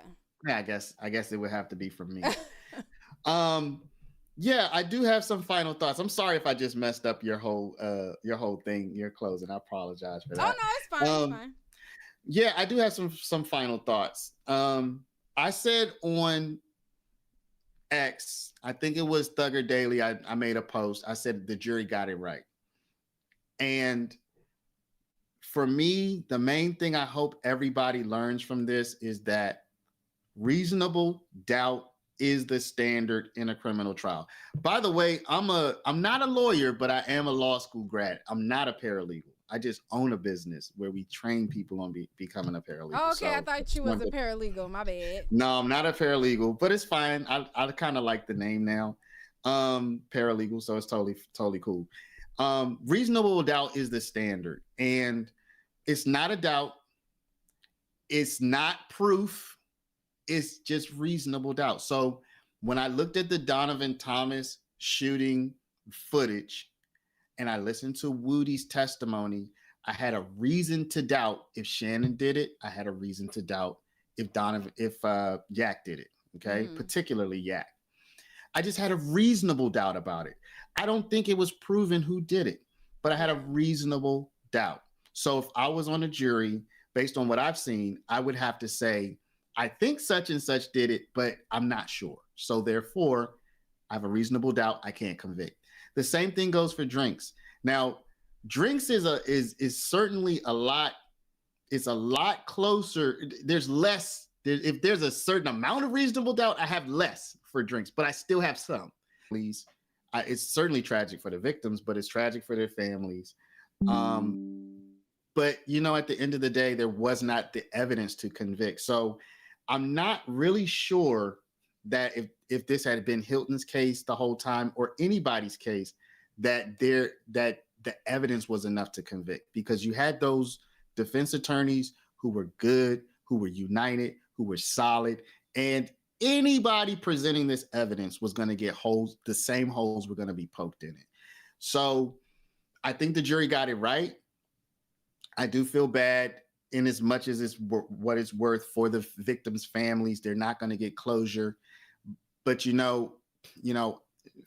would have been unfair to convict these guys when there's a reasonable doubt, just so that the families could get closure. That would have been because these guys aren't coming back when you convict, right? So the only reasonable thing to do was to let the reasonable doubt rule the day and vote not guilty. So I think that my whole thing is, how did they not have cellular data for Yak or Shannon? That's odd. But yeah, I agree with you as far as there was a lot of holes in it.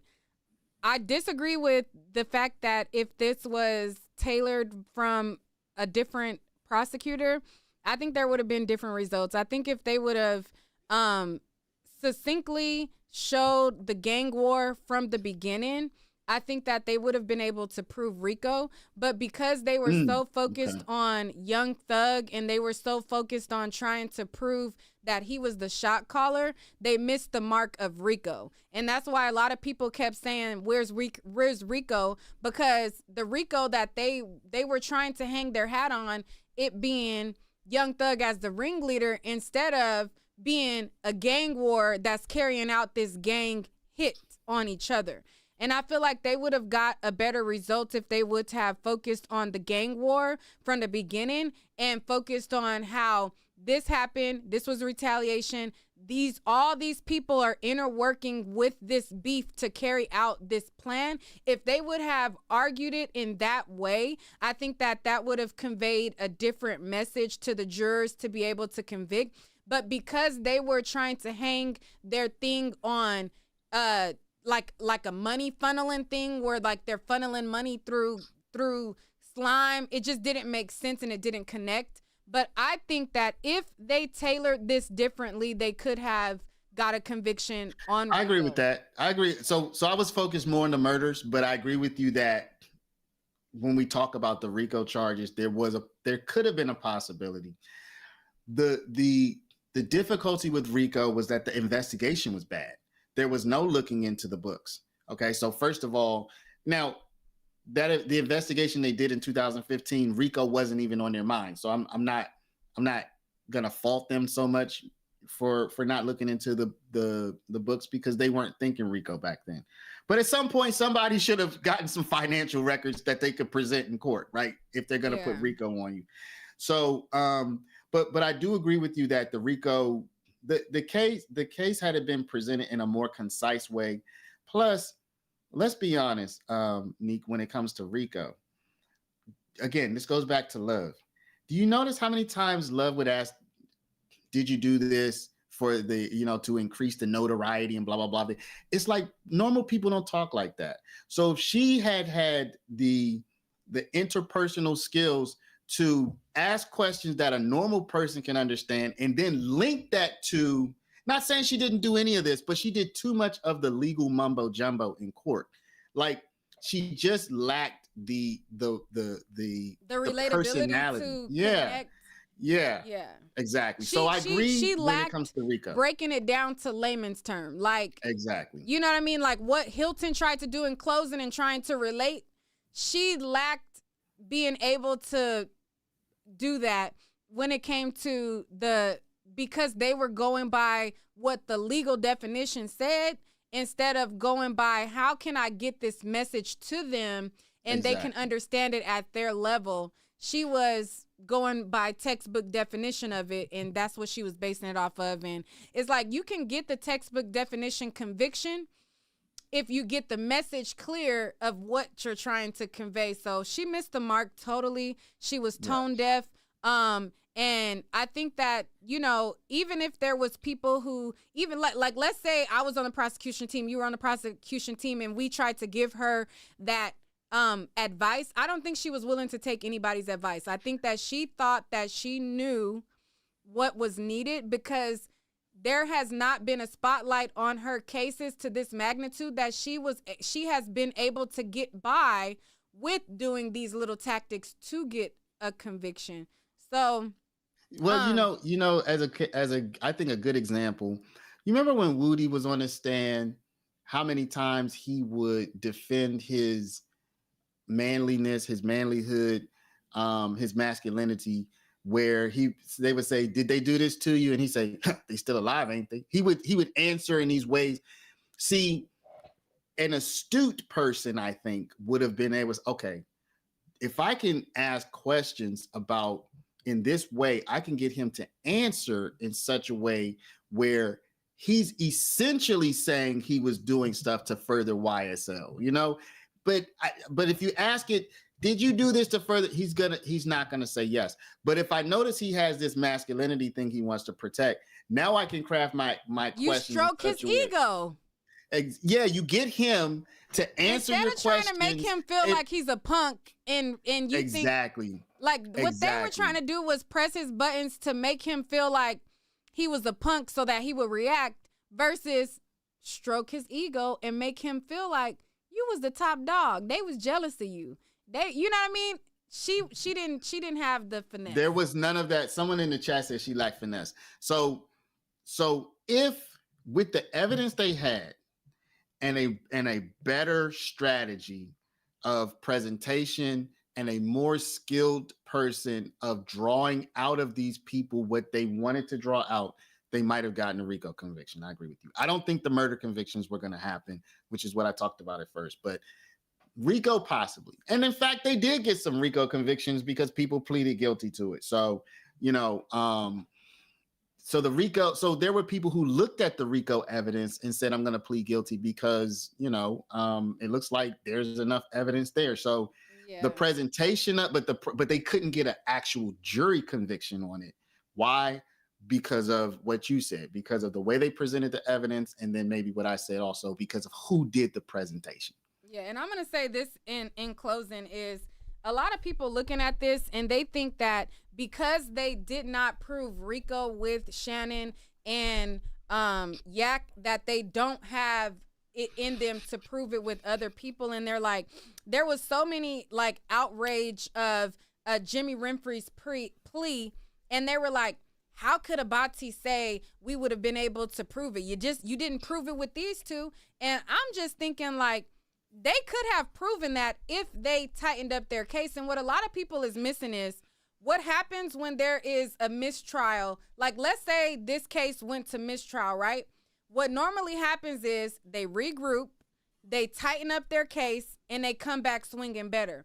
So if you think that they took as many L's as they took in the first case, and maybe they're that tone deaf to still swing the same way, that it's a possibility, because they do things that I would think that they would fix after it being pointed out that it's an error. But I'm just going to have enough faith in them that they would take this L in its totality and have a different approach for these next defendants. So just because they weren't able to prove it with these defendants, and I disagree that they weren't able to prove it. I just think that they lost the jury so far long ago with not coming out with the gang war first that it fell on deaf ears.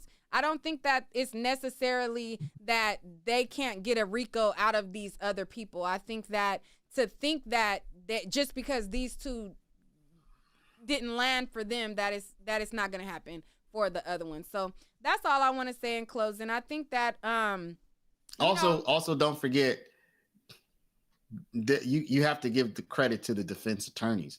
All these guys don't have a Brian Steele and a Max Sharp and a Weinstein on their side. Not to denigrate anybody's attorneys, but they worked as a team for much of this. So if you have a sole person working on your behalf, you automatically are at a disadvantage to the person who has a mastermind working on their behalf. So, you also have to think about your financial resources and your legal representation. Again, one excellent attorney is not going to be nearly as effective as 5 or 6 excellent attorneys all working together. So there's also that aspect too about the people who are still having to make a decision as to whether they plead or whether they fight it out. Yeah, and just to piggyback off of that, the jurors also, and this is something that I would always comment in a law and crime chat, and I'd be like, since Brian Steele left, Sharp is lost. Like he need help. Like he need Brian. Like some of them were a yin to each other's yang, and they had certain strengths and weaknesses. Like I loved when Sharp would go up against I'm Max Sharp and I represent, and he would dig into some of the witnesses. But Brian Steele, he necessarily didn't dig into them. Like I felt like Keith Adams did a better job digging into them, and he got straight to the point. But each of them had different strengths and weaknesses that they can play off of together. And we've seen how much of a difference it was when Brian Steele, when Harvey, when they got off the case, how you can tell how much help they were to Sharp once he got off. So yeah, I totally agree. And which is to be expected, right? Because nobody has everything. So you put a bunch of really good, you get the Avengers. They were the Avengers. Iron Man doesn't have everything. Thor doesn't have everything. Hulk doesn't have everything. But you put them all together, and it's not a lot that's missing. So that also is going to inform Jimmy Winfrey, who has, I'm sure, a very capable attorney, but he doesn't have a legal, at least we didn't see a legal team there in the court with him today. So, you also have to think about that. Yeah. So I guess we can close there. It's just a lot to think about, a lot of nuances that I wanted to just go over. And I'm glad that you came up and, had some banter, because it was just going to be me, going. Yeah, I know how going at the people. So I really appreciate you coming up, and I really enjoy your outlook on things. Because even though we disagree on things, there's like commonality that we kind of see the same things that people are trying to act up to, because there's a band of what's reasonable, and then once you get outside, the further you get outside of the band of reasonable, you lost. So I think you can be over here on it, but you can also just go outside of it, and that's where I think you've had people in your comments, I'm sure, I haven't seen them necessarily, but I'm sure you have people saying, and you're like, what? How can you possibly think that? I see that in the law and crime chat every day, but I don't cover this case a lot. India is asking me, am I going to do some interviews? To be honest, I didn't reach out to anybody to do interviews. I didn't ask anybody to do an interview. I don't, because even though I'm literally in the law and crime chat every day and I watch this trial every single day and I can do an informed interview, I just feel like if I didn't put in the work on a day-to-day basis to, you know, like cover this to the links that it should be, I just feel like the interviews are deserved to go to the people who blood, sweat, and tears covered it every single I should get one then. I should probably look for an interview then, because I've made freaking Nick. What's next? What's next? What's the next thing to cover? People have been asking me that, so y'all don't come at me about this. My chat's been like, yo, what are we doing next? What are you doing next, Nick? I need to ask you that before we go. I'll tell you in the DM because. Excellent. Okay. Yeah. Deal. Yeah, DM me. I'll tell you. Will do. Yeah, we could work on a team on this next one too. Well, that's the thing I said last time. You're like, well, I don't come on regularly. I'm like, oh, so she must be. That was a rejection. I'm like, dang, I got rejected. No, I'm like, no. See, the problem. Okay, so this is my problem, right? I have been doing YouTube consistently for like 8 years, right? So the drive and the passion that I had when I first started, I be getting a little lazy. But if you reached out to me like, hey, Neek, let's do a stream, I'm going to do the stream. But if it's left up to me, I'm like, yeah, we can do it. But then I just start doing something else or whatever. But I got you. But if I, be my accountability partner. I'm going to hit you up because, again, I need to get my setup right. I mean, look at what I'm doing right now. You know what I'm saying? So right. I gotta step my game up. I mean, I got my green screen. I was using my green screen. Look at that. Yeah. You can even see where I have the so my StreamYard still has this thing on it. So my green screen is right there. You can see it, but I just need to get everything set up right. So I'm definitely gonna reach out to you. Yeah. I definitely will, tell you whatever you want to know, whatever. But yeah, it was a good conversation. If you ever have a stream and you want to collab, definitely. All right, I'm gonna hit you up. We'll see what we can do. Yeah. We definitely go there. But to answer you, India, I think that paralegal should get the interview, not me, because I don't think that I would do it justice as far as performance wise, because I don't have the YSL following for the trial because I didn't do a lot of videos on it. So if you get one and you want to tag team, that sounds anyway. If you get one you want to tag team, you let me know. You let me know. I'll tag team. If Kayla wants to talk to you and you want me to, play good cop, bad cop, no, just kidding. Listen, if you get one and you want to tag team, let me know. You know what I mean? I think I have enough of the information in my head, and between the two of us, I'm sure we could work it out. Yeah, sounds good. Well, all right, y'all. Thank y'all for watching. I think we had a good build. I didn't expect to be here for this long, but hey, it was such a good conversation. And I appreciate you guys for watching. Make sure you guys go to Paralegal Institute and follow his page. He is very thorough. I don't understand how he gets the videos up so fast. I'm like, how you already? He is tripping. He is very, very, very, very, very good. So definitely go follow him. Shout out your page so that they can. Yeah, it's just Paralegal. Y'all search Paralegal Institute of Washington, D.C. Just search it up. You'll find us. Give us a subscribe. So it's not just you. It's multiple people. It's a business, actually. It's a paralegal certificate program. But they're not doing the YouTube. You are though, right? I'm the only one doing YouTube. Yeah, I'm the only person. I have a couple of I have an editor who makes some videos. They haven't made any YSL related videos, if that's what you're wondering. Like how it's your YouTube channel. Yeah, it's my YouTube channel. Yeah, I just be on freaking crazy mode. I haven't had a life for the last 5 months. I'm sure your wife is happy that you not having a life. Yo, did you know I was making videos on a cruise ship? No joke. I'm sure your wife is loving the fact that you ain't have a life because, baby, she is able to. Oh my gosh. Yeah. She probably shopping right now. I'm not even going. Shh. I'm not even going to talk about that. She probably shopping right now. Yeah. Listen. Don't get me in trouble, okay? Don't get me in All right. trouble. Well, all right, y'all. Shout out to y'all for watching. I'm gonna end the